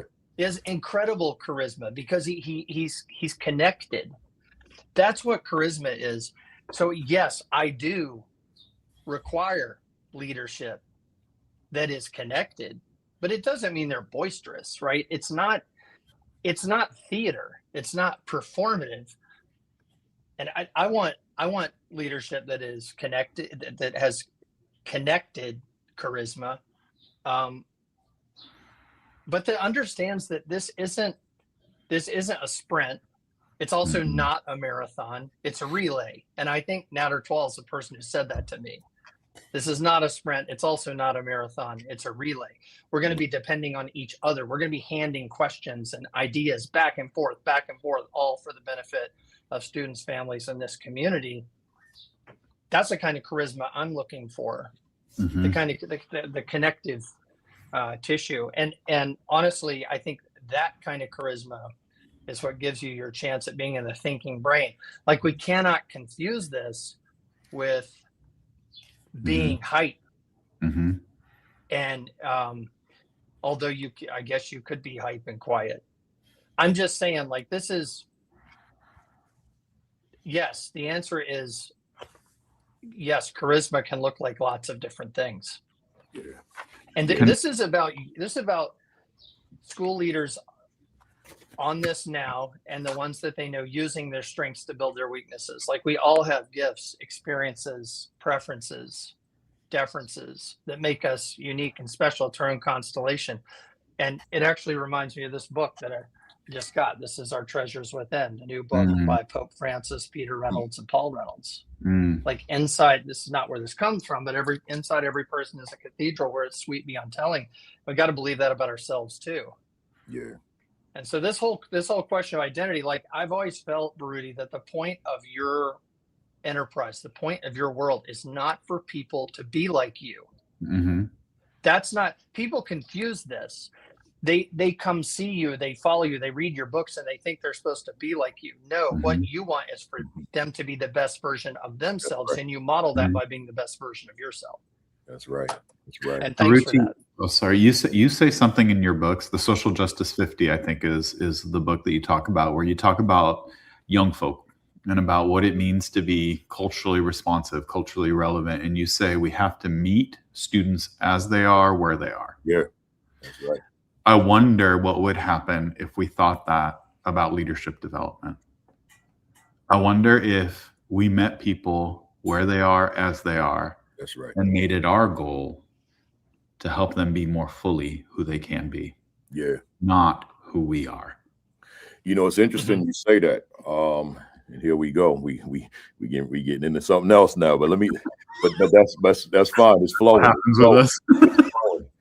You know, in my instructional leadership talks and in the book, in the writing, I say, you know, there's a question. What do I bring to a teacher beyond who I was as a teacher? So imagine you're a new principal, new assistant principal, and you evaluate X number of teachers, and you are trying to be an instructional leader.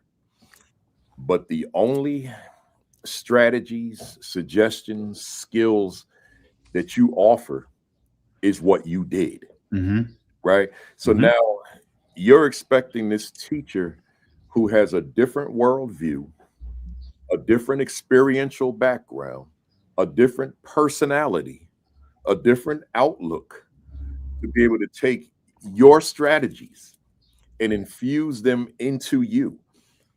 My strategies as a teacher, I was so unorthodox, and I would dare say a lot of us are based on who we are, right? So we'll take whatever professional learning we got, but then we're going to marry it or mesh it with who we are, right? So I had so much unorthodoxy in my classroom with sound practice that a lot of that was not transferable.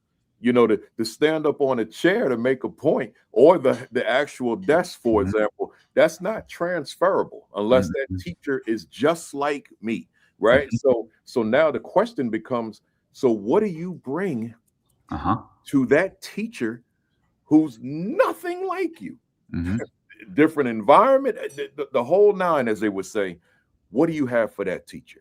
And I think that's an area that some of us struggle, because we're holding on to what we did in the classroom, even if it was 20 years ago, right? So we got to make sure that we are highly conversant in good pedagogical practice, so that when we have that conversation with a teacher, we can have an intelligent conversation based on who that teacher is. So I read the room and I see that you're not like me, but I have strategy to suggest that's compatible with who you are. Good stuff. Good stuff. Appreciate you bringing that up, because I wanted to put that out there. Yep. Let's go to those talking points. Hey, fam, I haven't said this all day, and it's not like me. Hit the share button, retweet button, repost button, tag somebody, text somebody, call somebody. Even though it's 12:43 Eastern time, we're not done yet. Let somebody know we are on here and we're live. But if they want to catch it from the beginning, just go to the YouTube channel. We're actually on Facebook, Twitter, and LinkedIn, but I don't promote them the way I used to. Go to the YouTube channel and start it from the beginning. Once we go off, and they can see the whole session. Let me go to the talking points. We'll handle a couple of these, and then we're gonna reschedule, folks, because we got a lot to say here. But let me go to Wade on this first one. You had said, Wade, if we want students to show up as the best versions of themselves, teachers must show up as the best versions of themselves. What are you saying to us? Yeah, we've really dug into this, I think. I mean, this is a lot of what we spoke Let me go to on the next at the beginning. Let me go to the next one. Let me see. Oh, the second one we really dug into, because it was the one with respect and dignity. Many times do not. Okay, let me go to this third one. No, not that one. Not that one. Here we go. Many times educators do not fail the work. Rather, the work fails the educators. We didn't do that one. So hit us. Yeah. Well, let me share something you may already know, but maybe not. You ever heard of the Cobra effect? No. I'm gonna tell you about the Cobra effect. So the British took over about half of the subcontinent of India for 100 years, I guess from the mid 1800s well into the 20th century. And when the British arrived in India, there were venomous snakes in some of the villages in India, cobras and other venomous snakes. And so these snakes were causing like 20,000 deaths a year. Huge problem. And so the British government announced a reward for every dead cobra that they received. They told people across this region that we need your help eradicating this problem. We'll pay you for dead cobras. So people started finding cobras, killing them, and bringing them in and getting a reward for it. But others started finding cobras, capturing them, breeding them, raising them, then killing them, then bringing in the dead cobras for the reward. So it created this whole like market for cobras because cobras became really valuable. And the British government realized what was going on, so they stopped the reward. Cobras became worthless, so all the breeders released their cobras, and they had more venomous snakes than they had ever had before. Wow. This is called the Cobra effect, and it's happened at other times in history. Like the almost same thing happened with rats in Hanoi, Vietnam, in the 1800s, and the same thing happened in Russia with the production of nails. At one time, the Russian government told nail factories, "We will pay you per nail," and so nail factories started creating these tiny, useless nails that weren't good for anything because they were getting paid per nail. And so then the Russian government said, "Oh, we'll pay you for bigger nails." And so then they created nails that were too big to be used. And the people who are trying to solve the problem are giving people work to do that not only does it not solve the problem, but it makes the problem worse. And my view on teachers, I believe classroom teachers in this nation and around the world have the most, and I'll concede maybe one of the most, but I believe the most important job in society outside the family. Oh yeah, I agree. And that we take care of students by taking care of teachers. By supporting teachers, they can support students. And the teachers I know are exceptionally good at doing the work they're asked to do. This is across the nation. By and large, teachers are very good at doing the work they're asked to do. I mean, there are places where we asked them, okay, we need you to raise test scores. They did it. We need you to increase the graduation rate. They did it. We need you to get student attendance higher. They did it. We need student discipline referrals lower. They do it. But my concern is that we're not asking them to do the right work.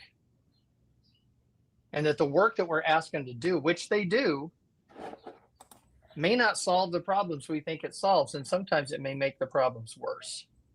And I think if you focus too much on measures, there's this old economic principle: when a measure becomes the target, it fails to be a good measure. So if you're just counting like dead cobras or rat tails, then it's gonna you've lost understanding of what your actual problem is. So, like for example, school leaders, do you want the teacher's objective to be written on the board? Or do you want for students to be aware of what they're learning that day? Like, teachers are taking their time away from students to comply with a request like that.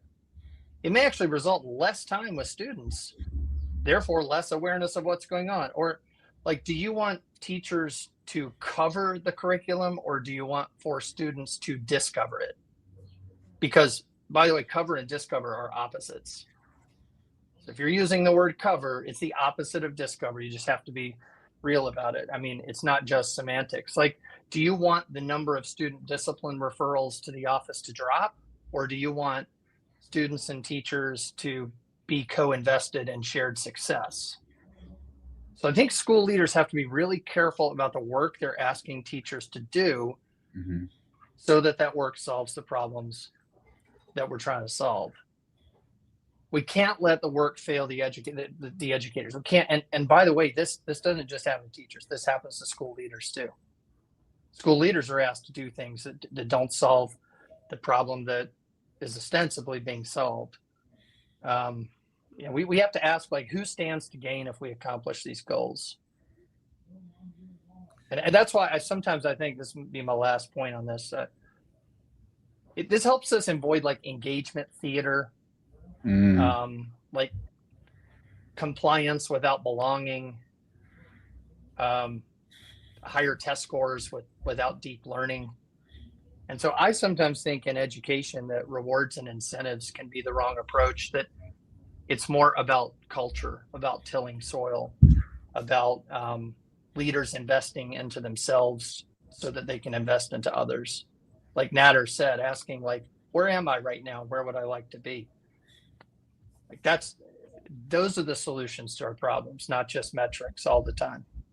I hope that makes sense for somebody. Makes a lot of sense. You know, before Dr. Twal jumps in, let me go back, because you really caught my attention on something in particular. The whole thing was outstanding, but when you made the distinction between covering curriculum or discovering curriculum, that's a whole other 2-hour session, obviously, right? Because there's a lot there. But I just wanted to highlight that for the leaders who are on here now or who will see the video later on, which is the majority of the people who watch these, it's the video version. Ask yourself that question. Get your mirror, because your mirror is your game film. That's what it is. Super Bowl is next week, and they're going to be watching. They've been watching a lot of film last week, and they'll be watching a lot of film this week as they prepare for that game. So the mirror is your film. And ask yourself, who are you? Which is our topic today. Who are you, and what will you become? So what is it that you expect in your classrooms?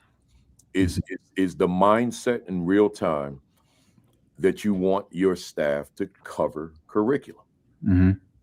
Or, as Wade just so eloquently said, would it be for them to discover curriculum? When I hear that language, and I don't mind, you know, I'm very transparent. I've never heard that before. That's new for me. I've never heard that distinction made in my life, and I've been doing this for a long time. But the worded as discover implies deep thinking. Yep. That's what it implies. Cover does not imply any thinking. It just means I covered all the bases. But when I heard that word, man, I'm going to steal that thing from you, Wade. That's mine now, right? So, you know, I'll give you credit. That'll work its way into a lot of them PowerPoints that I do, man. I'm honored. And Rudy, with that, we don't have to get into this, but I want to say it. And this would be the 2-hour session.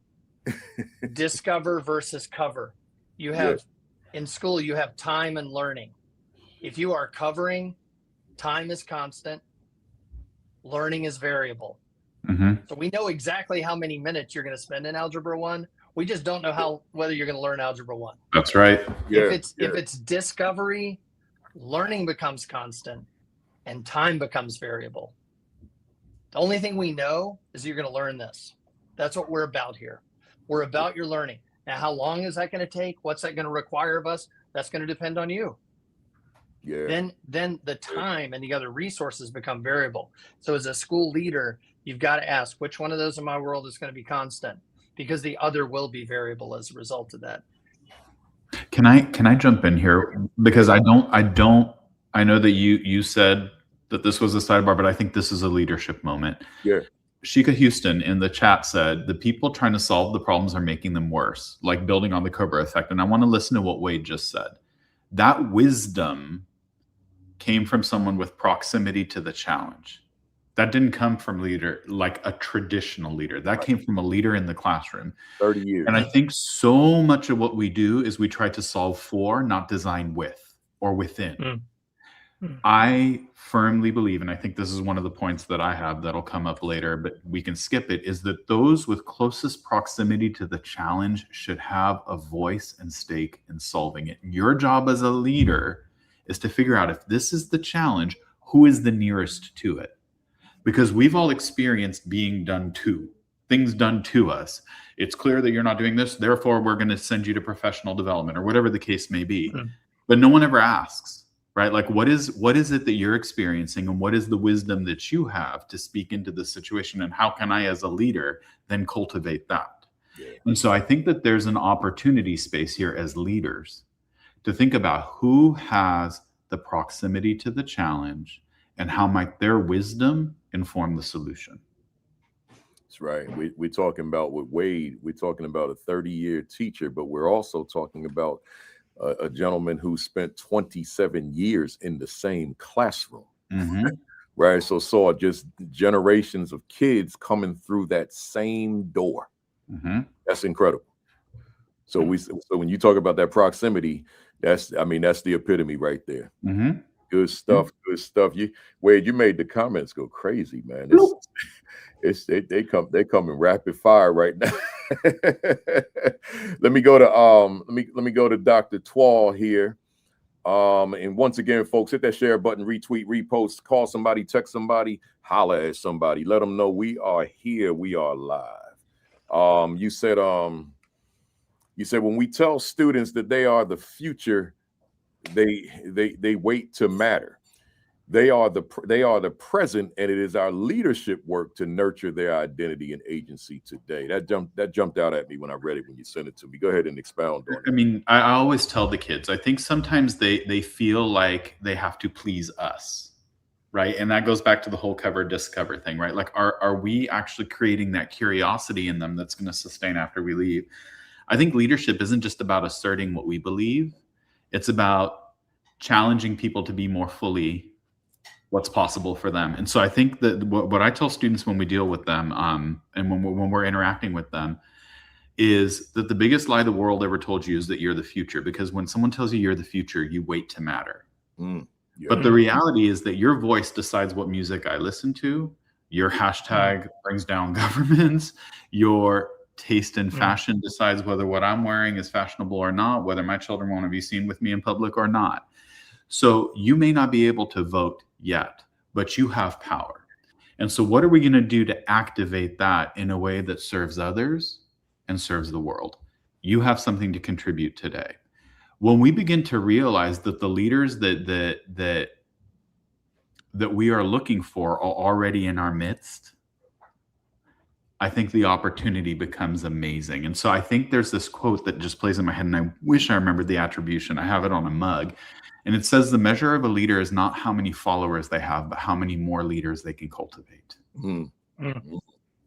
Right? So that is what I'm thinking about when I think about the classroom. And when I think about the way that Wade talks about cover versus discover allows someone to become more full of who they are as we are co-learning something that we all need to learn. We may not all get there the same way. We may not all get there at the same time, but we're all going to get there. Yeah, love it. Let's we got time for another one. Oh wait, we exhausted yours. It's fine. Let me get one more from Nader, from Dr. Twal. Let's see where we at. Number 4. You said our goal as leaders should not be to create others in our own image, which we kind of talked about, but to help them become the best versions of themselves. Go ahead and expound though. So I'm gonna take it back, because I know that one of the things that you talk about, Baruti, is when people ask you about where should I start my equity journey, you don't give them today's book. You take them back historically, and you say, to understand the conversation today, you have to know where we came from. The same is true for educational leadership. The whole discipline of educational leadership, where our standards came from, where our textbooks came from, is a gentleman named Elwood Cubberley. And Elwood Cubberley was a social Darwinist who believed that there was a superiority in some and a natural inherent inferiority in others. He studied the industrial model and decided that the work of education was to crank things out like a machine, and that it was to serve the interest of the majority. So he began to come up with criteria for what it is to be a leader. You got to be efficient, right? Like, you got to run it like a well-oiled machine. We even have that language in how we talk about school now. We walk onto school and we go, wow, it's a well-oiled machine. Well, where'd that originate from? Why are we comparing school to a machine? We're people. We're not a machine. Or we'll go in and we'll say, wow, they really have things under control here. Command and control, right? Like you got an operation. If the system breaks down, the thing isn't produced. Well, that's not who we are. So you got Elwood Cubberley, who's defining it around conceptions of whiteness, not white people, whiteness as the primary kind of criteria for what success looks like, and then begins to define that criteria. Then you got this dude coming up behind him, Edward Thorndike, who is a statistician, who is like a psychometric, like he does all the math stuff, and says, well, if it can't be measured, then it shouldn't be done, right? Like traditional measure, quantitative measure.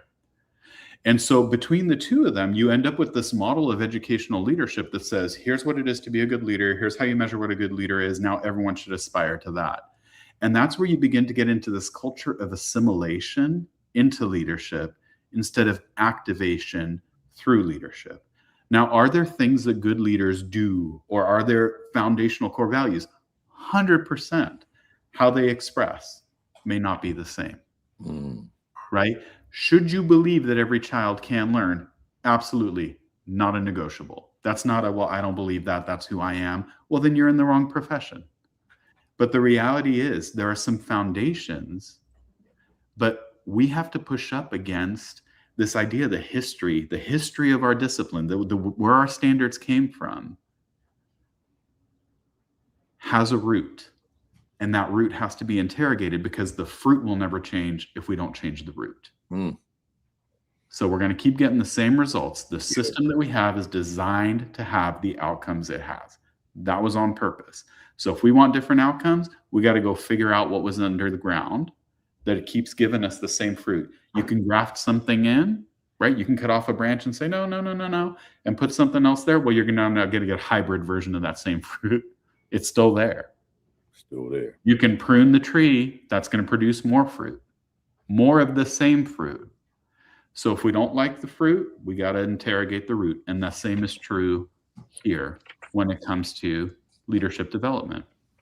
And so, yeah, that's really the foundation. I love that. If we don't like the root, we've got to interrogate. If we don't like the fruit, we've got to interrogate the root. I like that. I like that. You know, that brings us right to the end. We actually did good because some of the talking points overlap with some of the other responses. So before we close out, fam, because I want them to give you the contact information and all that. Matter of fact, I can do that later. Let me be the first to say to you all. Let me get my screen right to say to the two of you, this was phenomenal. You know, this was just great stuff. To the fam out there, you know how we do it. If today's session resonated with you, I got something new I'm gonna ask you to do. You know, as I always do for the regulars, we ask you to give us your favorite emojis, right? So give us your favorite emojis. Just keep them coming. Hit us up with your favorite emojis. I'm gonna get mine in a second, but I got something new.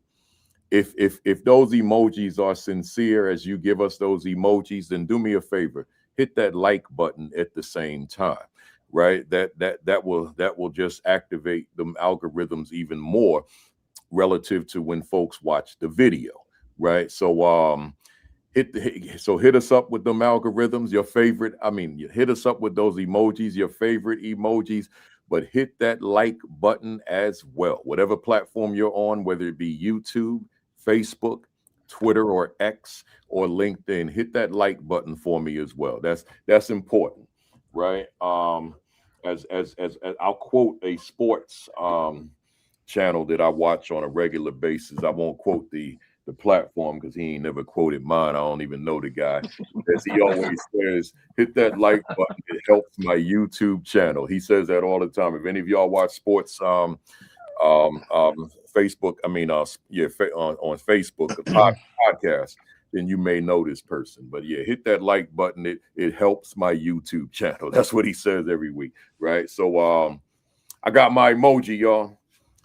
Hit it out the park, Nork Eagles style. And by the way, speaking of the Nork Eagles, this hat I'm wearing, this was a gift. I didn't buy this one. All these other hats you see me wear, these baseball hats, caps, and all that, you know, I buy them. But this one, the company that I get them from, they didn't have it. They didn't even sell it when I was trying to get it. Somehow Wade got it, right? So Wade got it and gifted it to me 2 years ago. This is the cap that the Nork Eagles wore, right? So I love this cap. It's always sitting here so that it's partially on camera, but it's always sitting there. But I took it off the shelf, blew the dust off, and put it on my head because I was wearing my Eagles jersey. So whenever I wear my Eagles jersey or my Eagles t-shirt in the summer, I rock this. So as I said privately, now I'll say publicly, I appreciate you, Wade. This is this is the old style. This is authentic. They don't wear them like this anymore. This is I love this. I wear it outside sometimes too in the summer, but it's made out of that same flannel that the jerseys are made out of. So I don't know how them guys were wearing all this hot stuff back in them days. No idea. Yeah, but that's what they did. I don't even wear these in the summer, right? And I'm indoors. I wear the t-shirts that have the names of the teams, right? They're hot. I don't turn the heat on, and the heat's not on in this house, because when I do this academy wearing these shirts, I don't need no heat. So I shut it off until I'm done. So anyway, let's see. Let's start with Wade, because you got that book coming out at some point soon, hopefully. Tell them how to reach you, everything, how to follow you. Thank whatever you. it is. Yeah, Facebook and X, Twitter at Wade Whitehead. You come to wadewhitehead.com, or just send me an email, wade@wadewhitehead.com. And I also invite you to dig in a little bit about the Teachers of Promise Foundation, what we're doing to find the best future teachers in America. We've recognized more than 4,000 future teachers now, and doing work across an 8-state footprint. So glad to help you plug in there. And that would be teachersofpromise.com. And thanks for that, Brody. Yes, sir. Great stuff. Dr. Twal. Mine are very simple. Just my first initial and last name, ntwal@mac.com, or on LinkedIn. But Kafele, I have something's in my spirit here. Toya Algarin wrote something that I really want to speak to. Mm-hmm. She wrote, she's getting a lot out of this. She's not a teacher. She's just an aide or an assistant in the classroom. And I want to cut that word "just" out. In any of the work that we do, when we are with our students, when we are with our community, there is no just, period. You are a world changer. You are a culture cultivator. You're a child, just potential whatever. There's no just. You matter, period. That's right. And that's it. And you have closer proximity to those children than I ever will with the title that I have, because of the role that you play. And so we need your insight. We need your voice. We need your care. And the children love you and want you in their company. And you're here to learn, which says a lot about you. There is no just. So I need you to cut that out of your vocabulary, because you matter. That's right. No just. I agree. Before we close out, I'm glad that this name popped up in the thread. I had said I wrote it in my notes. Make sure that I acknowledge her, and I didn't read my notes.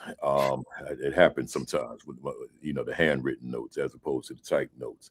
So she was known as Shaniqua A. Johnson for all her life, and she's fam of this academy. And last Wednesday, I believe it was, she defended her dissertation. And now she's Dr. Shaniqua A. Johnson. I think she's in North Carolina, if I'm not mistaken. If it's not there, it's in the south. It's in the southeast, but I think it's North Carolina. She's a brand new assistant principal. It's her first year.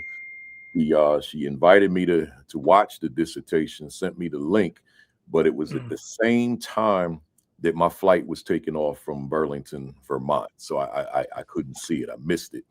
But I hope you're still here, Dr. Johnson, right, doing your thing.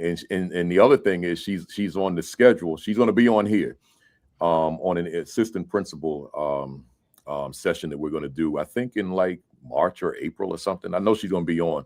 So you all will get to meet her, but she's family of the platform, and we're all proud of her. So y'all give Dr. Johnson some love, some congratulations and all that. I see you already started, so I appreciate that. Yeah, give us some love and congratulations. Like I say, people come on here to have a doctorate. I'm not calling them. I'm not calling them by their name. Not by their birth now. I'm adding that doctor. When you got a doctorate, I'm calling you doctor, even if I know you well, like Nader. We really know each other, right? But it's not even natural to call him Dr. Twal. But I'm not going to do that on this platform, right? So yeah, when someone has a doctorate, that means I know you put in some work. Respect. Yeah, so we're gonna celebrate that because I'm never putting in that work. I think it's never gonna happen. Right? People tell me all the time. They say, "Yeah, but you put in the work. You wrote those 14 books." I say, "Yeah, I know, but it's not the same thing. It's not, you know." So shout out to Dr. Johnson and anybody else out there that's working on yours. Keep me informed. You know, send me those links because I try to watch when I can. You know, but when I can't, I just can't. But when I can, I'm on there watching. Other than that, folks, let me close us out. This closes out our Milken January, and I'm proud of Milken January. I'm just trying to figure out how I'm gonna continue to do it, the format, because I tend to, you know, I have certain friends that I just know better than the ones that I don't know, or you know what I mean. That didn't come across the way I intended, but you understand. So I tend to want to bring on the people I know on a regular basis. So I may continue to do that. You know, like Anthony Swan, that's my man. We bring him back, you know, as opposed to they came on the one time and I never see him on the platform again. You know, I'm kind of thinking I'm gonna keep bringing on the people that I know better than others. So, but whatever it is what we do. Milk in January. So next Saturday begins Black History Month, and I got a Dynamite month lined up, starting with next Saturday, number 302. I got this young man that I met when he was a teacher in East Orange, New Jersey. Costly Middle School. I was a principal, he was a teacher, but we were in the same building, 3 schools within a building. So here he was, this young teacher, and I met him, and he gives me credit for different things. I ain't gonna get into that. He can do that next week. But so he was a teacher. Then he went on and became a principal in Carteret, New Jersey, Carteret High School. Then he went on and became a superintendent in Asbury Park, New Jersey, in the Asbury Park School District. Then he went on and became the New Jersey State Commissioner of Education. And now he's the president of Kane University, which is where I graduated from. So his name is Dr. Lamont Repollet. You don't want to miss this. He's got a brand new book that comes. He'll be on February. What's the first? February 7th, I think. So his book comes out, whatever next Saturday is, his book comes out this week. So I won't have a copy in hand, I don't think, but if I do, that would be even better as far as my preparation, but the book will be out by then, I think. But we'll be on one-on-one for 2 hours. I'll be in Louisiana, but I'll be here, right? I'll be in Monroe, Louisiana for obvious reasons. I'll be speaking out there. But that'll be 11 o'clock. Tune in, y'all. We're gonna have a good discussion because you know he's got that rich background, so we're gonna be kind of hitting those leadership perspectives from all those different perspectives.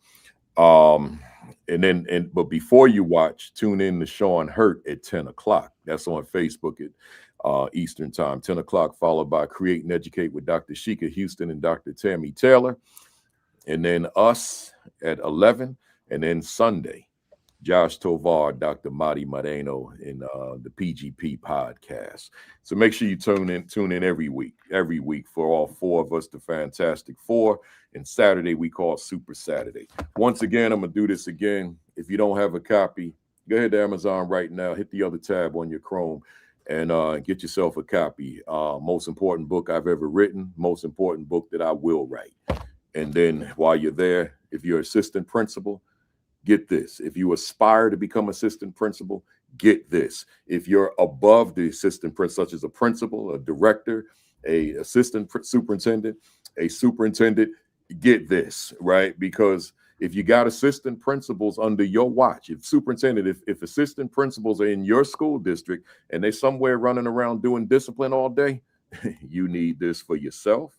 You need it for your assistant superintendent, you need it for your principal, and you need it for the assistant principal. Then if you've got a pipeline, you're training teachers and others to become administrators, and you need this as well, right?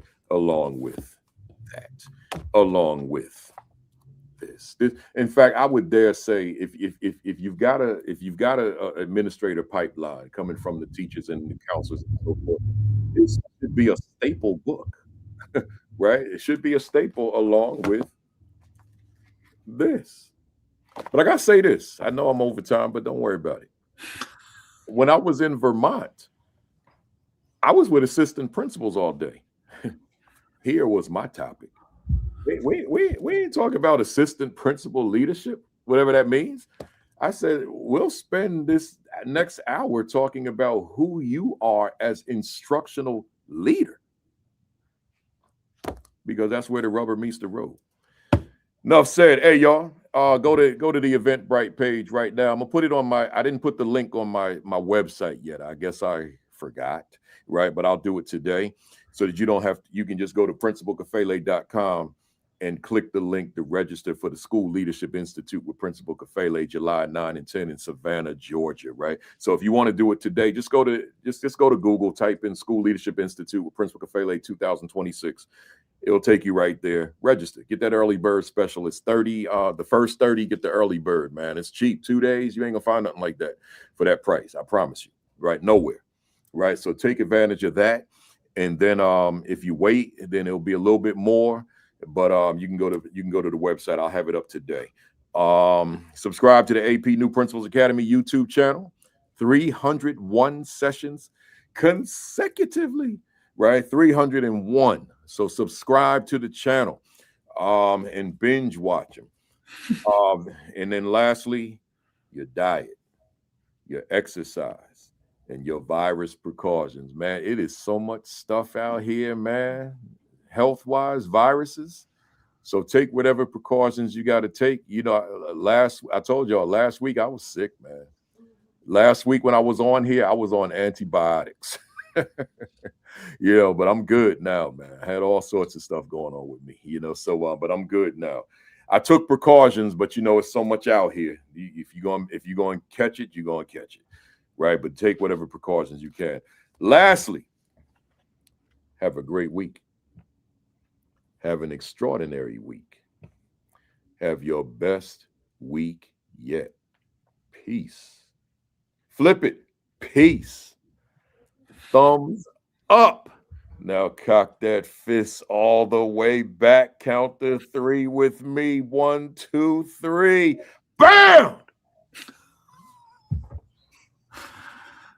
I see y'all next Saturday, man. But you keep your head up. I don't care what comes, what happens next week, what files come out, whatever. Keep your head up and continue to focus on them children. Enough said.